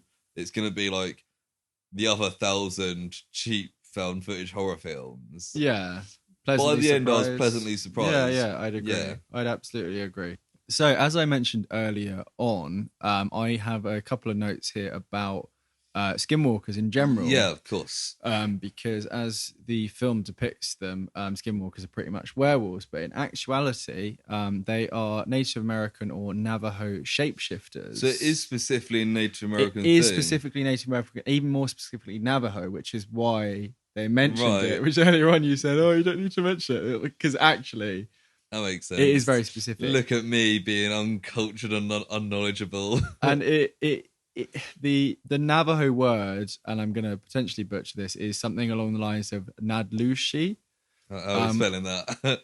Naldloshii. I think phonetically it's Nadlushi. I think the first L is silent potentially. Might have watched videos that pronounced it wrong, but it translates loosely as "it goes on all fours," which is quite ominous. Oh, I like that. It's a bad omen and forbidden to talk about. Hence the anonymization of Steve in the thing. It's often a witch or a medicine man who, instead of doing good, wants to inflict harm on people. Right. So it's more mystical than like a traditional werewolf. Commonly takes the form of a coyote, like a trickster, but can be a wolf, a bird. Right. So it's more, what's it in Harry Potter, Animagus or whatever, where they just change it. But rather than having one form, they can transform into anything. Right, kind of. Joe, my first thought was then Maui in Moana. Right, okay. Because he can like transform into all his different magic animals. fish hook or whatever. Yeah. But that maybe that's why I'm kind of less aware. Maybe it's kind of deeply entrenched in American it is mythology. And even from the I was gonna there's a whole podcast I was gonna listen to, but I didn't have time because I watched this at 11 o'clock 12 o'clock last night. But from the short videos and the bit of reading I did, a lot of the knowledge is, and the superstition and the mythology is still kept in quite close circles, because it's almost seen as a powerful knowledge to be aware of almost. Right. So it's quite secretive in general. And it does, the belief that you must take a life of someone close to you to become a skinwalker is linked into that. So they did pull that straight from there. That's pretty cool then. One of the scariest bits is that they can mimic the voice of any animal or human. So I remember hearing a story prior to watching this film and doing this research of people out on like hunting parties, and they hear the voice of a friend off in the distance, and the friend is with them, and it's a skinwalker trying to, well, supposedly a skinwalker. It's kind of like what's that film? Is it Annihilation? Yes, with the bear. With the bear, yes, very much like that. And they can even take the form of other people sometimes. Wow. Or there's creepy stories of them being like a deer or something, but then they stand up on two legs. So you just see this like silhouette of like an animal on two legs, and then it calls out to you with like your friend's voice. So it's very creepy. That's stuff. Pretty cool. Apparently they potentially have mind reading. If you stare into their eyes for long enough, they can take over your mind and take control of your body. I understand why they just made him a werewolf, but it's a bit of a shame we didn't see more forms. Absolutely. I mean, that this last bit here kind of maybe gives the answer to that. Apparently they're still human and driven by human desires and motives. So to simplify and streamline the character, they made him more of a werewolf so that he wasn't in control potentially. But they could have added in a plot where he wanted to do something. Yeah, and I mean, to get like, something out of it. Like Shayla isn't a typical vampire. It's quite established. They kind of redefine the rules for being a vampire. It's almost just. I mean, there is obviously there are comparisons with werewolves and skinwalkers, but they it's almost. I mean, they even transforms when he looks at like a full moon. Yeah, it's like, almost a cheap rebrand. Do you know what I mean? It's almost like they've got. Because a Native American werewolf doesn't have to be a skinwalker, effectively, does it? You know, if this is to be, you know, taken. And that's the thing, like, that's why I, until like today, thought they were just using skinwalker as like a fancy way of saying werewolf without saying werewolf. Because the idea, and I didn't make notes on it, is I think in Navajo culture only certain animal skins are worn. And if you were to become a skinwalker, you have to wear the coats of these animals that are almost forbidden to wear. And if you wear those coats, it's part of the transformation. So hence Right. Skinwalker, but also Skinwalker is kind of like walking in someone else's skin. Yeah. It's, you know, a bit Yeah. necromantic, necromantic, maybe. I don't know. Necromantic. Ooh, That's that sounds. probably not so you should be going down. But yeah, I mean, yeah, I thought it was worth making notes on it because I'd heard bits and pieces, and I listened to a podcast where they talked about, yeah, that story with the hunting party, and I wasn't sure how widely known it was, so I thought, yeah, might Yeah, as well, well, yeah, just in like case. demon and vampires, obviously they are what they Yeah, are. Demon is such kind of a vague term; it could literally just be I know, anything. yeah, and the way they did it was very much Christian, Yeah, you know, demonology or whatever. I was just thinking there at the end, bit of a big question to put you on the spot with, but if you Jesus, oh Jesus, if you were a demon, no, if you could add another monster off the top of your head, what do you think would make a good addition or a good as well replacement? as the demon, Yeah, as well, or Um, instead of them, well, even like a really it'd have to be stereotypical one. almost like it'd probably be a stereotype classical one, but also it Yeah. could change. Maybe like Mr. Jekyll and Dr. Hyde Yeah, sort of thing. yeah, it'd be quite similar to a. Yeah, But the thing is, be quite similar to traditionally, Steve. Doctor Mr. Hyde is still a person, really, isn't he? Yeah, he's just kind of like a bad person. So you could have it like that. I was thinking maybe like, I mean, this is a bit like a Wellington Paranormal or whatever. But you could maybe have a zombie in there in some way. Yeah, I just think because I was thinking like traditionally you'd have like a Frankenstein monster, but like a Frankenstein monster and a zombie don't really transform. No, you need to have a transformation. But you don't know if you had 4. You could have one of them be like a good guy, or is that kind of a bit silly? Does that verge on like League of Extraordinary Gentlemen, Van Helsing kind of? Yeah, I think of Alien versus Predator. Yeah, yeah. Did you watch Van Helsing? Probably. I used to love that film, but I'm just thinking. Is it Hugh Jackman? Hugh Jackman, yeah. I think I did watch it, but there's like 15 I'm pretty years ago. sure. Who's the actor who plays Hagrid? Oh, I was gonna say Rubius, but that's just Hagrid's first name. Yeah. But I'm pretty sure he is Robbie Coltrane. That's the one, of course. He's he's Mr. Hyde at the start, and he's like swinging around in Notre Dame Cathedral.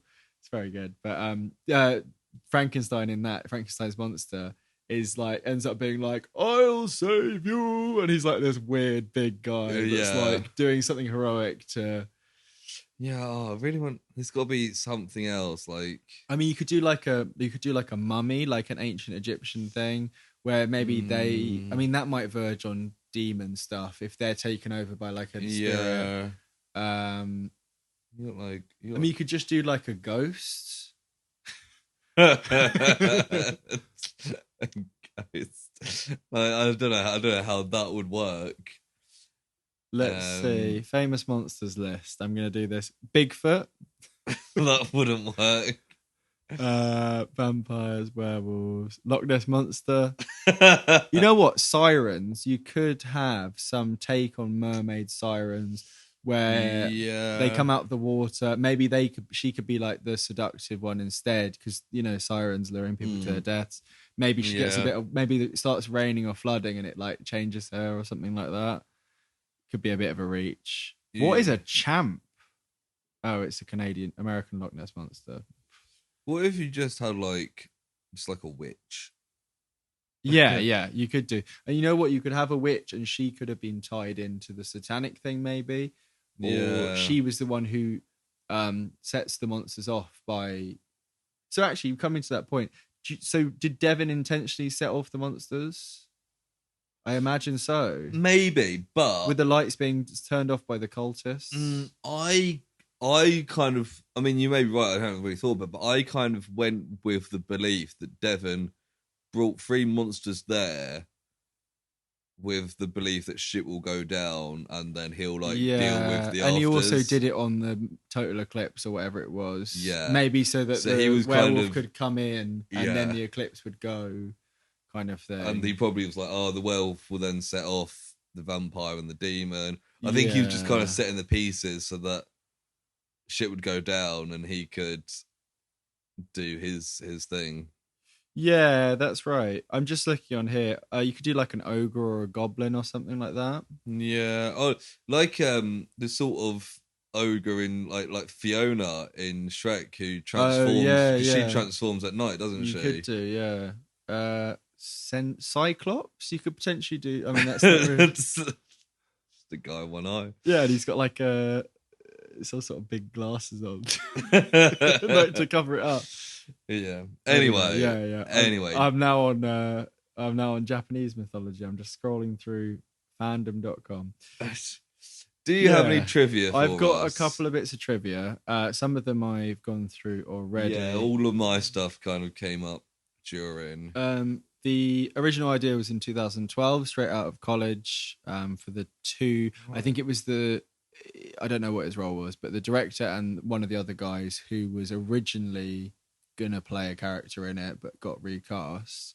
They came up with it in 2012, made a cheap teaser which we watched, me and Lewis. Yeah. And then it was kickstarted, or the Kickstarter was started in 2013, and it wasn't until 2017 it was released. So it's a really long period. Yeah. Especially if you think about it, was 10 days of filming in that mansion. So there was a lot of pre and post production going on. Yeah, it's probably like trying to get funding. Yeah, I think quite a lot of it was that, because when the investors came on board, it was 2.5 years in.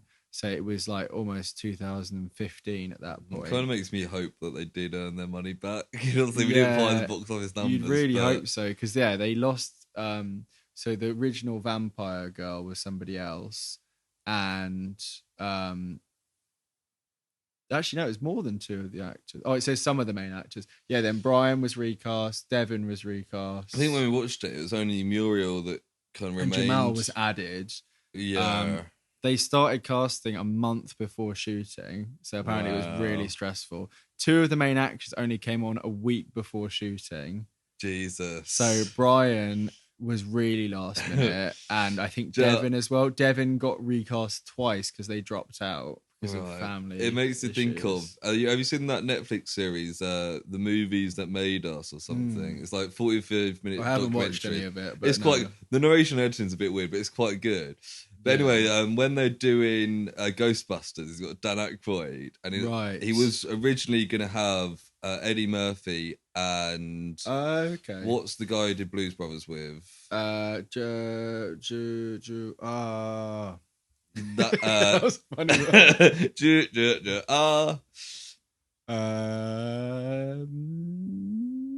That guy who's like John Belushi. John Belushi, yeah. Originally, it's going to be Dan Aykroyd, Eddie Murphy, and John Belushi. Right, yeah. And then John Belushi died. He was like Dan Aykroyd's best mate. So then he asked Bill Murray. He was like, "Do you want to do Ghostbusters? Show the script." And Bill Murray was like, "Sure."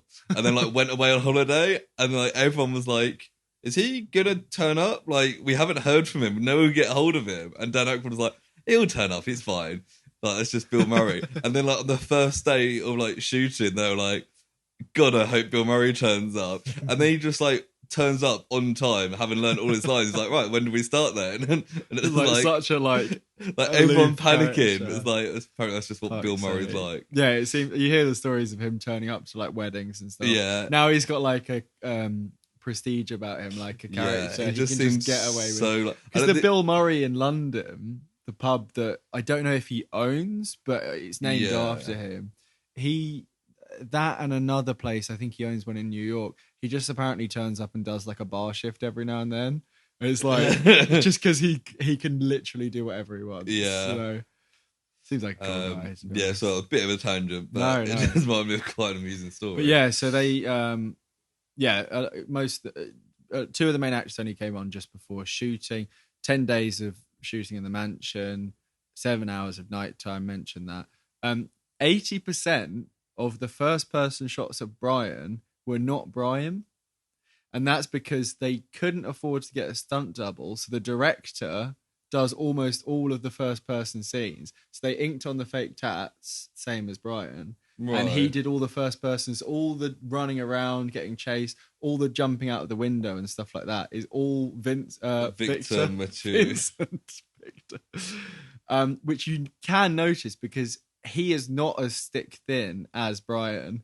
And when it shows some of those scenes, he's got quite like, muscular, thicker arms. Well, I didn't even notice. And you don't notice it when you're watching it, but when it plays back, Wow. why couldn't because Brian... they budget, and he wasn't. They weren't willing to risk him getting hurt because he was an actor, and maybe their insurance didn't cover it. People and from Victor, Brighton are the best, so you need to look after them. And Victor was just like, it doesn't matter if I get hurt, which obviously is not really the best attitude in terms of. But if it's like his, but he's not going to get sued for it or whatever. Yeah. Whereas, it's his film, so he's a bit. So I thought that was really interesting. Another of the big things is that the night vision shots really took them by surprise in terms of they didn't have a very good monitor to watch the shots back on. When they got it back, loads of the makeup and wardrobe all appeared different on night vision. So there was stuff that was just different colors. Like Sheila's dress was just like white in night vision, which I didn't really notice. Yeah. Maybe they changed it around because they did do some reshoots. But there was stuff like Jamal when he starts turning into. I keep forgetting these names. I can't remember anyone's. We've just spent like an hour and a half talking about these characters. I'm so concerned about misnaming some. But when he starts half changing, apparently in the original shot you could see like the seam, even though it was really well blended, because it's thermal imaging effectively, even on a very minor scale. So yeah, effectively they had to redo as much as they could, but some of the shots had to remain in. And the guy who was doing the makeup and the special effects, he agreed to do it for free because he really believed in the project. And he spent like 5 years of his life working on it. And you can see shots where he's talking about it after, and he's like, yeah, like it was so much work. Like we just had to redo so much. God, it was like, so for fuck's sake. You'd think you would like do some testing. You'd think so, yeah. I mean, even with the mansion, they were originally filmed it they were going to film it in a different place, which is where the Specs trailer was, the original trailer. So did they actually film in the building we see? They filmed in that building, yeah. Right. And when they first visited, from then to when they filmed, a load of changes were made. There was graffiti, there was walls painted black. So they had to get a load of their friends to repaint loads of the walls to match what they wanted.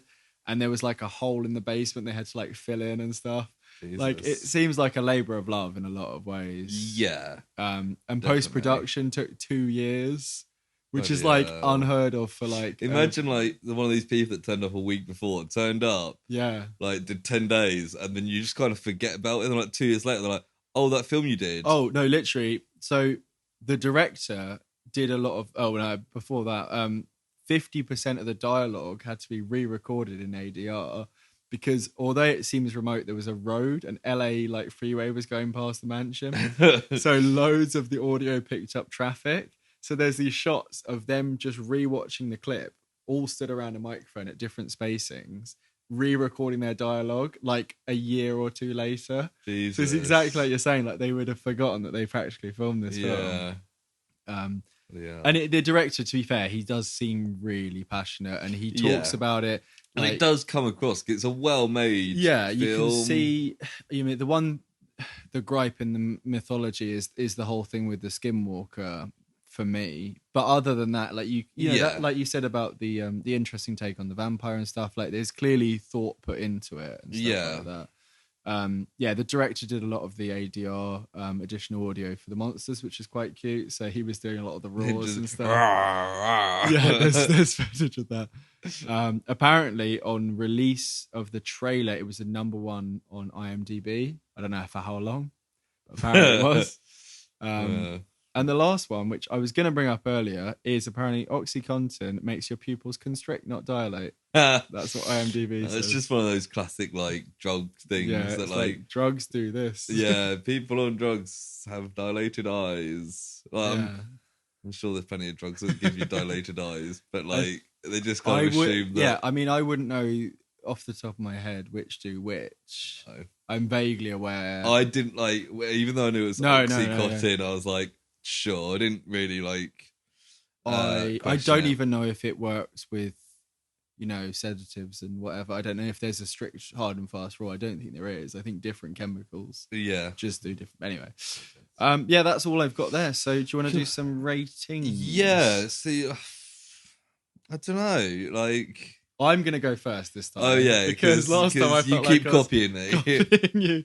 I'm gonna go with a solid 5, but that is partly based on the fact that I'd had a nice meal out, I'd had a couple of glasses of wine, and I was drinking a beverage while I was watching it. And I didn't think it was a great film, but I certainly didn't not enjoy it. So I'm going to go with a 5. Okay. I think for the first time, I'm going to give it a higher mark than you. Because I'm going to give it a 7. What? Because, like... I thought, like, obviously I'd had a few drinks before. Yeah, sounds like more than me. What time did you? You were watching it at like 1 a.m. Yeah, fairly late. But no, like I thoroughly enjoyed it. And I think most of like the criticisms you can make of it, come down to the fact it's a $250,000 film. Yeah, I mean that does make a difference. And like, I think it'd be. I'm not going to go back on my score, but I probably would have given it higher if I'd thought about that. Yeah, and I don't think like having a low budget should be worthy of deducting points. No, all right, digging at me there. For a $250,000 film, like it's good. So I'm quite No, I'd agree. A 7, and I stand by. I think almost all of that 5 is a combination of what good, the writing that was good in terms of the stuff that was clearly thought out. The performances were okay. I mean, you could tell people were putting their all in. It's just maybe it wasn't captured perfectly, or maybe they just didn't have, everyone's amazing at acting, to be honest. I know in a horrible way. I'm trying to be nice here, but you could tell there was passion in the project, and I appreciate that, and that 5 is all that. Like 20 minutes in, I probably would have been like, like 3 or 4. It's a cheap found footage horror film, but it turned out to be. I would probably argue. I just didn't like all the rushing around. I just it gets. I thought dull. you must have been pissed last night. No, I thought you were going to hate this. I messaged you last night saying you're going to love this film. I know. Thinking Lewis is going to fucking hate I thought I film. was going to hate it as well, but I think because my bar was set so low, and as cheap found footage horror films go, I mean, you can't do much better. Yeah, it was certainly more. It was both more suited to found footage than Dinosaur Project, and it got to the point and it moved forward. The characters were potentially more likable than Dinosaur Project. I'm just drawing the comparison. Also, I think the main thing with Dinosaur Project is that, well, I mean, I've rated it 2 less. Oh yeah, I've rated it. But that's fine. But we're allowed to have different opinions. Also, dinosaurs deserve to be seen. You know what I mean? Like we said earlier. Like I don't know if I hated Dinosaur Project any more than this. I didn't really hate either. Yeah, I just think that this was more suited to its format than Dinosaur Project. Yeah, definitely. I think the main difference is I think I just enjoyed watching this more. Yeah, no, that's good. That's good. Okay, cool. Which may and may not have been anything to do with the fact that I watched after going to the pub. No, it's fine. Cool. We're ready to move on to the next segment? Yeah, so personal projects. You got anything ready to fire off? I actually do, this time. Something other than just watching something. So obviously I've been watching the Olympics, but it's the Olympics. There's nothing new information I'm gonna. We're not an Olympics podcast. Yeah. Exactly. But I've been off work for the last week or so now this summer, as I mentioned last time, and I've got a shit ton of just cardboard around the house from where me and Christina have ordered stuff for the last year. Oh, cool. Don't have cardboard, so I was like, I'm gonna make something. Nice. And I'm in the process of making like a Godzilla model. Oh, cool. I think Okay, I yeah. like at this point. I'll show you some pictures after Yeah, we record of please what I've do. got. Yeah. So far, I've done like 1.5 legs. I feel like this is the first actual project that we've Right, got. that's what I was like excited to talk about. But like, my plan is to kind of make like the kind of skeleton or base Yeah, of yeah. cardboard. Like, Have you been looking up any reference? I mean, obviously pictures, but yeah, but I kind of was like, kind of had an idea in my head of what to do. totally, yeah. So yeah, then I'm just gonna like paper mache it and then paint it. Nice. What kind of scale are we? I think when it's finished, it'll probably be like 1.20 meters. Okay, yeah. I was So, thinking, like- I was thinking when you were leading up to that, I was like, I have absolutely no, like, it could be a foot, it could Yeah. be 4 meters high. But like, it'll come up like pretty. It'll come up to like yeah, like a cardboard cutout kind of size, but like 3D. yeah. Do you know what I mean? Like if you imagine like, like a standard I've done the legs so far, and they probably come up to like my knees. yeah, so it'll be like persons a little bit just below my chest, short person really. size. Yeah. But yeah, it's been quite cool. fun. I realized I had like a load of Amazon vouchers, so I bought myself a hot glue gun. Oh yeah, the hot glue guns are so fun. Aren't They are, they really are. I bought one for you know that cyberpunk party we went to years ago, Yeah, and I was trying to make a Winter Soldier-esque arm of foam, and it turned out that I'd started the project much too late, and I ended up not being able to fully complete it, and I ended up with like a glove with painted stuff on it. But yeah, the idea was to use a hot glue gun. I think I got it from what's that shop, Tiger or something? Yeah, Tiger. Oh yeah, Or it's called Flying Tiger now or something. But yeah, I've still got it somewhere, and I've got a load of got masses of glue sticks with it. But it's just so much fun just being able to just glue stuff together. And like you literally hold it for like 5 to 10 seconds, and it's just like done. And it's like great. Yeah, it's a good little thing to have for yeah. I imagine you could do quite a lot around the house with them actually, but yeah. I mean, if we weren't both renting places, probably. But oh, cool. Yeah. No, that sounds like a good thing. No, it's been, and obviously like it'll take quite a while to get finished. But like I've got no like time frame on it, so totally. That's a good. I've basically just been doing like a few hours each evening. Yeah, I was going to ask. Yeah, cool. That would be good. Yeah, nice. So yeah, I'll show you the pictures after. Yeah, but please I hope you'll get to a point where it's like I'd done the legs, and like Christina said she got up and was like creeped out because, and like I look at her and I'm like, actually, like this is better than I thought it was going to be. Good. That's good. Cool. Yeah.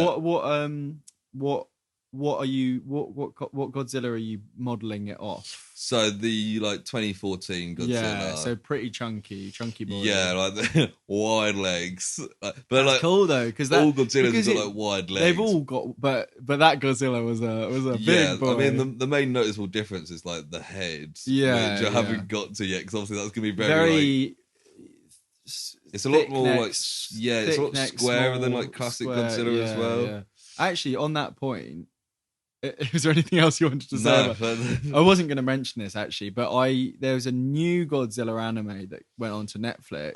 Yeah, I think we spoke about it. No, not the one with the planet Godzilla or whatever. No, like I swear, like a couple of months ago, we had a conversation. I thought that was about the one where it's because I remember saying to you about Godzilla Singular Point, Japanese anime that hadn't come out over here yet. Right, okay. I don't know if I remember that at all.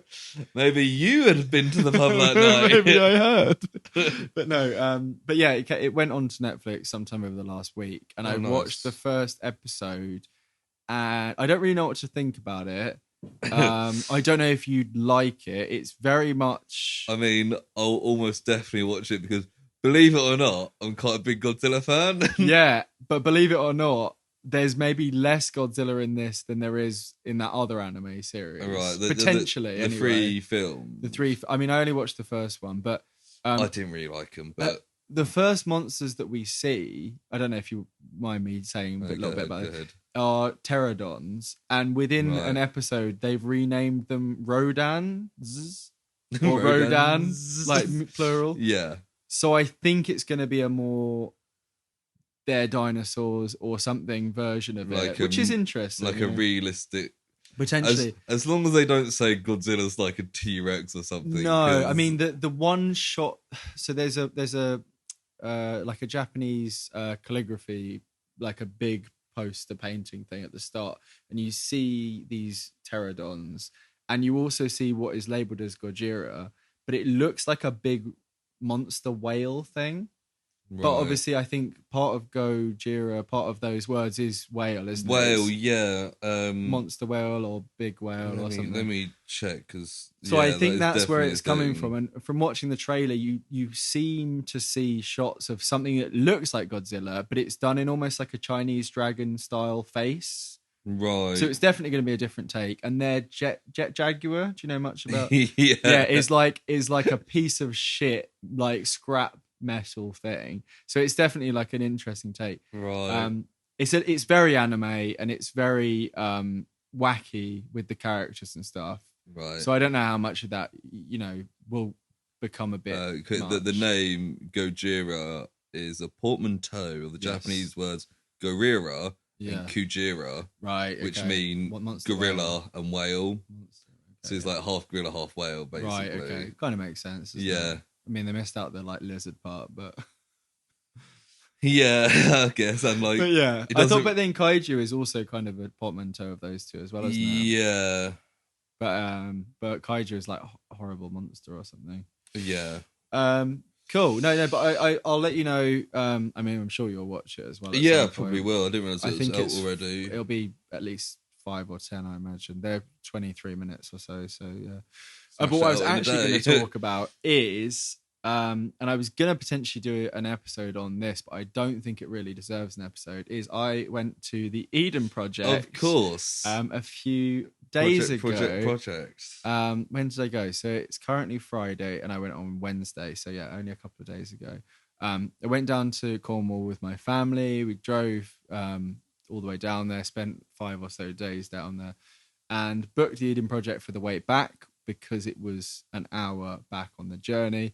Turned out it was a bit of a mistake because it takes quite a long time to go around a massive greenhouse of rainforest. So quickly, can you explain what the Eden Project So effectively, is? it's kind of like a conservational project in terms of it's to do with it's both educating people about plants and I imagine keeping certain specimens in like a big greenhouse kind of thing. I don't know how much of either. They talk about the word project a lot in terms of, which is good for us, in terms of they're trying new things. They do cultural things there. They do concerts like in the rainforest biome and stuff like that. Yeah. But the two main things are there's a rainforest biome and a Mediterranean biome. Right. And they've fully decked it out and it's like they've grown and they've planted rainforest specific stuff and it moves. How big is this? It's absolutely massive. Like it takes like half an hour at least to walk around one of them and it's like a designated path. Let me just show you. I've got some pictures on my phone I meant to show you beforehand. I don't know if you can really get an idea of the scale from this. But like if somebody is like that, somebody's like that size down there. Yeah, it looks like Jurassic World or something. Oh, it's very much like that. Me and the people I was with, my family and Amy, we were constantly on the way in, especially. It feels like you're going to Jurassic Park, and it's actually really exciting. Yeah, and you move through different areas of the world in the rainforest things. You move through like Polynesian islands, then through to like Southeast Asia and South America, and you end up going on like a rope bridge over the top, so you're up in the canopy. So it's like a big combined jungle in these different pods. Wow. And it's very cool. And there's actually some animals. They're these little birds, and they're called like rolls or rowls, and they look a bit like a colourful kiwi with like a plumage on their head, and they're just going around there. Yeah, it was great fun, but it's just a shame because we had to kind of rush through it a little bit because we had a 5-6 hour journey ahead of us. Yeah. So I was kind of aware that I was driving back as well. But yeah, it was a really good thing. And I was saying to you, Lewis, I was going to do an episode on it, but I looked into it and I just think it would be a bit too much of it's not really in our kind of, yeah, it's interesting, but it's, if anyone wants to look it up, there's some nice documentaries on YouTube that are, less than half an hour long. And I would recommend going if anybody happens to be in the area. They're actually doing it. So it was started in about 2001. So it's 20 years or so into its life. And they're planning on doing, I think, 5 more across the world. Oh, cool. So there's one in China that's starting soon, and another one in England apparently, which seems silly considering how small we are. I think in the Midlands or in the north, and then other places across Costa Rica, other places. So eventually, because at the moment the Mediterranean biome seems a bit of a waste to have here, because you can go to the Mediterranean fairly easily. But I imagine maybe if you were somewhere else, seeing a Mediterranean greenhouse would be very I suppose impressive. if you're in like China or Costa Rica, there'd be one there that like, oh, what's the point of having Well, they a might biome then here? in those ones do, like a British British countryside. countryside, or like a. But yeah, I mean, the thing is that they. I just imagine like a bunch of like Chinese tourists walking through this biome and being like, "Oh, look, a hedgehog!" And there's just like a cottage there instead of like, because they have like specific buildings and stuff in there as well. There's But a group of chavs having a fag on a log. graffitied bus stop. Yeah, but the thing is, the temperature is controlled, and it was quite a hot day, but it's like humid in there as well. I was gonna say. So it was quite. It's quite an immersive. I mean, obviously you can see these giant hexagonal things, which is also very science fictiony and feels like it. But you're still quite immersed in it all. Yeah, it was very interesting. I'll show you some pictures and videos afterwards. But yeah, other than that, been playing a couple of bits and bobs, but I'll probably save those for another episode. Yeah. Cool. Anything else that you fancy adding on? No, I think that's just about it. Yeah. Well, that's another lovely episode there. So if you do want to reach us, if you want to give us any suggestions, if you want to criticize us, if you want to tell us how brilliant we are, tell us how great we are, again, Jackie Chan, if you're listening, please reach out. If you are any of the people who worked in this film, please let us know. Toby Hemingway, come back to Brighton. Yeah, Toby, if you're around, we'll happily go. We'd interview you for the podcast for sure. Yeah. But no, but in all seriousness, if anyone's was part of any of these productions, please do let us know. We'd love to hear from you, hear how wrong we are about all this. I thought you could be like, seriously, like, give us some feedback, whatever. Not like, I don't think we can actually get any crew members. I mean, they're all living in Hollywood. Like, no, but you don't have to get. They can zoom in. But anybody, any suggestions for future episodes? Yeah. Any corrections for anything that we've said that we might be factually incorrect? If it's an interest enough correction, we'll probably mention it on a later episode. We would love to hear from anybody. And if you do need to reach us, you can send us an email at theprojectprojectpod@gmail.com. Facebook and Instagram are theprojectprojectpod, and our Twitter is @thatprojectpods. But until next episode, we will say thank you for listening and goodbye. See you later.